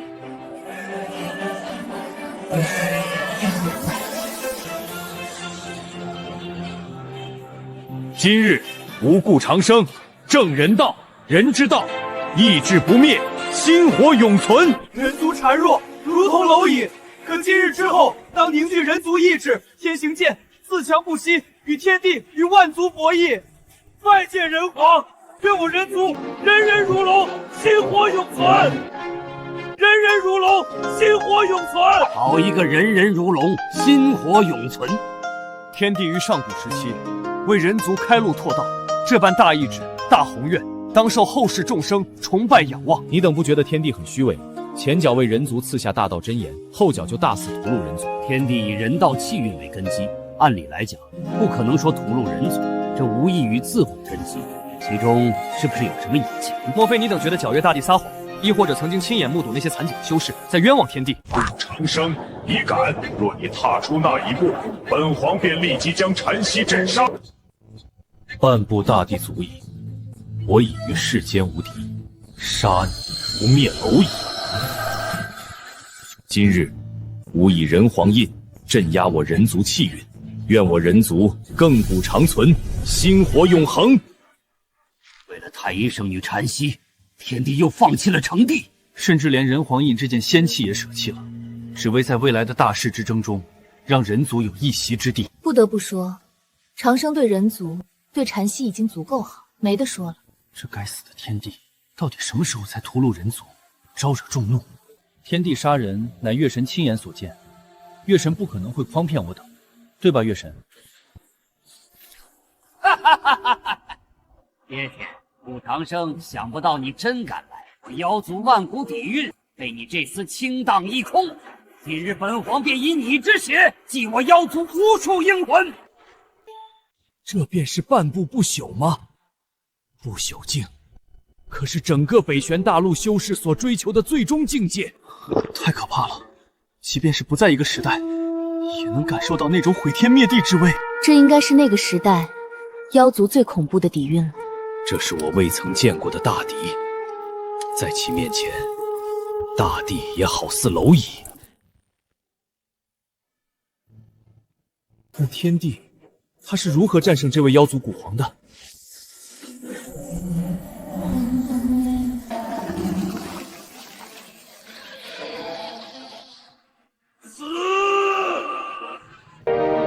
剑，来。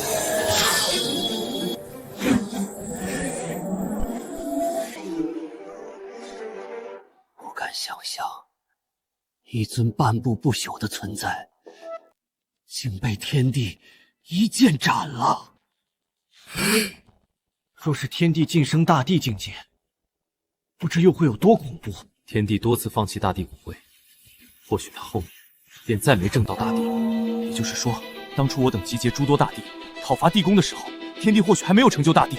天帝之妖孽和恐怖，会不会直接掀翻青铜古境，冲出来大杀四方？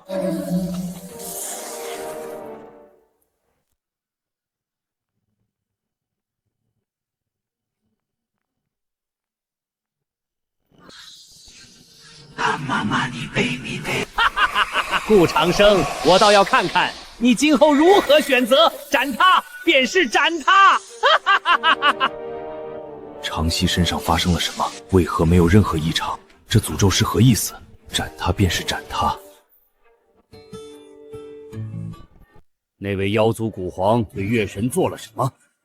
我也不知，我从未感觉到身体有异样。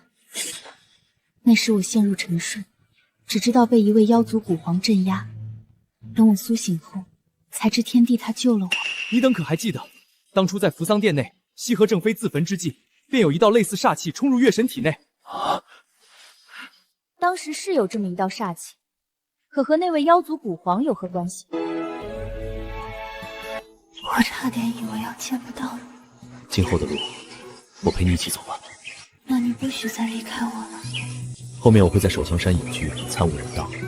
那日放弃了正道成帝、极尽升华的机会，但我总感觉差那么一点。这万古以来的混乱时代，人族如今终于得以安稳繁衍生息。他终究还是离去了，血仇和感情纠缠，也并不是那么容易放下。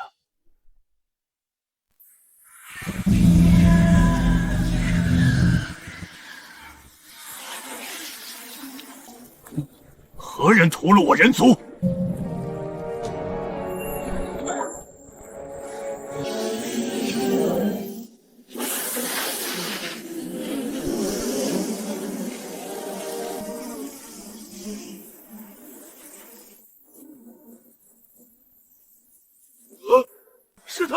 是他屠了整个城池！我等收到传讯，说人皇在无故屠戮人族，我等起先还不信，想不到还真是你！你为何要这么做？我等敬你为师，这人族尊你为皇，你为何要做如此残暴无道之事？并未发现夺舍迹象。这应该就是所谓的天地屠戮人族吧？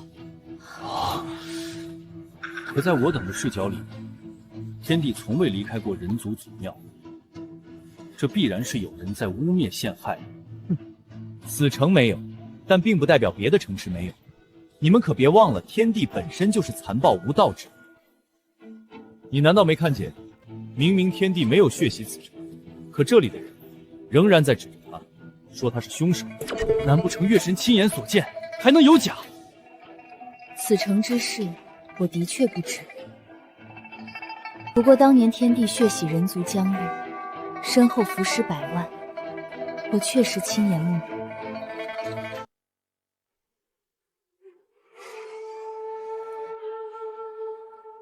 到底是谁要栽赃我？此城凡人也毫无被夺舍痕迹。你人皇，你妄为我人族人皇！你为何要屠戮我们？我们做错什么了？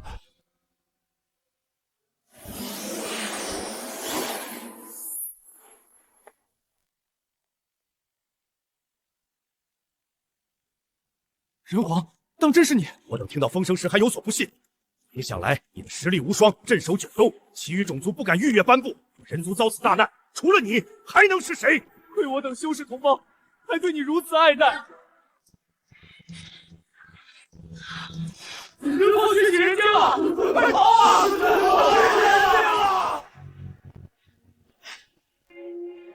天帝绝对是被人嫁祸了。当初天帝并未血洗人间，甚至于都没有成亲过。到底是何原因，让他背负了万古骂名？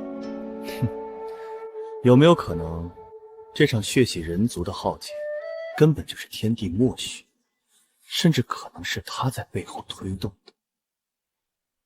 不然他为何不去解释澄清？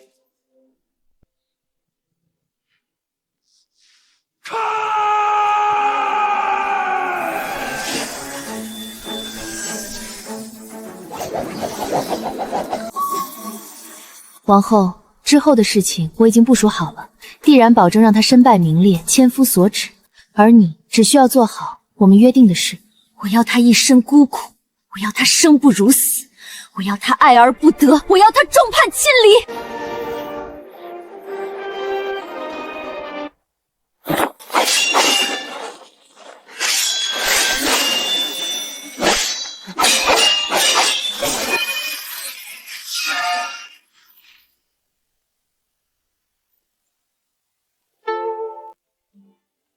为何月神会出现在那里，还被尊称为王后？好像这一切我有点懂了。不可能，不可能！怎么会是我？我怎么会不记得？这一刻，许多真相其实已经明了。你等莫非以为那根狐狸尾巴是从本宫身上斩落的不成？天地一剑可杀半步不朽，即便隔着岁月长河，那一剑威能也能斩大地。这世间的狐族强者能有几尊？反正不可能是本宫。那会不会是白帝母亲呢？如此说来，月神应该就是被金乌大帝的正妃，也就是月神的姐姐所附身了。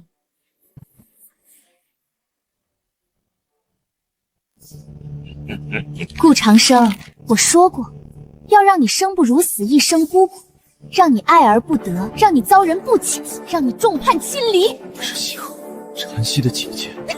就是本宫，就是本宫幻化成你的模样，血洗人间，屠戮人族。我早该料到。顾长生，本宫和长曦乃并臂而生，一体而存。你若斩我，便是斩他。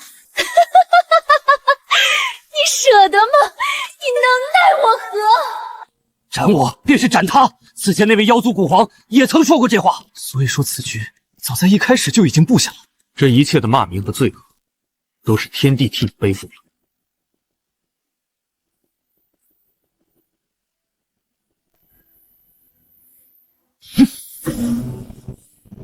连你的亲妹妹也都如此利用，丧心病狂！顾长生，你只敢这样吗？你舍不得杀他，那我倒要看看你要如何选择。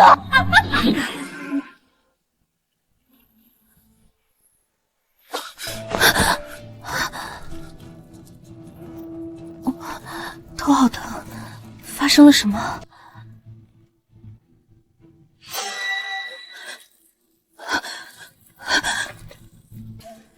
这里的人是你杀的，你为何带我来这里？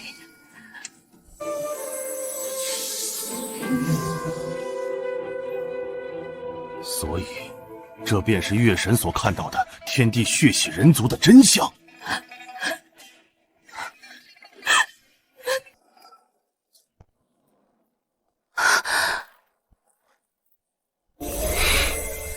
这一切就由我来背负吧。你要干什么？我要将你镇压在太阳星上。顾长生，你疯了！太阳真火会烧死我，也会烧死他的。3000年后，你会获得自由。你为什么会这样？你为什么会变成这样子？难道你从没爱过我吗？你什么要如此残忍对我？你为何不告诉我？为何明明你为我付出那么多，可我却将你置于死地，恨了你万古。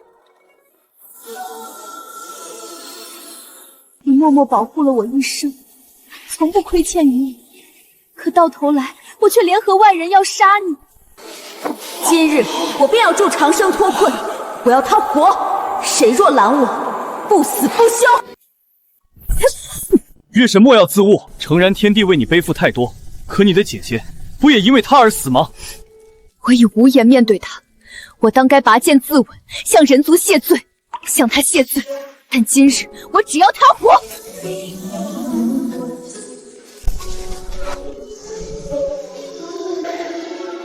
我有今日一切，也是长生给我的。今日我也要他活。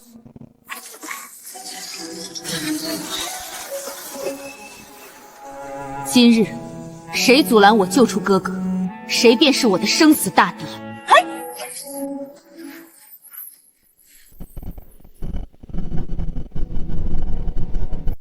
事到如今，天帝所表现的重情重义，和我所知一样。或许姐姐的死也另有隐情。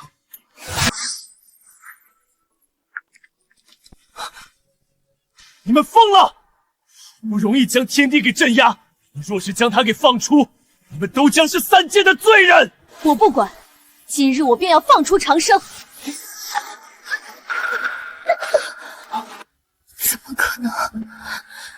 青铜古镜在抗拒我等，不要我等靠近。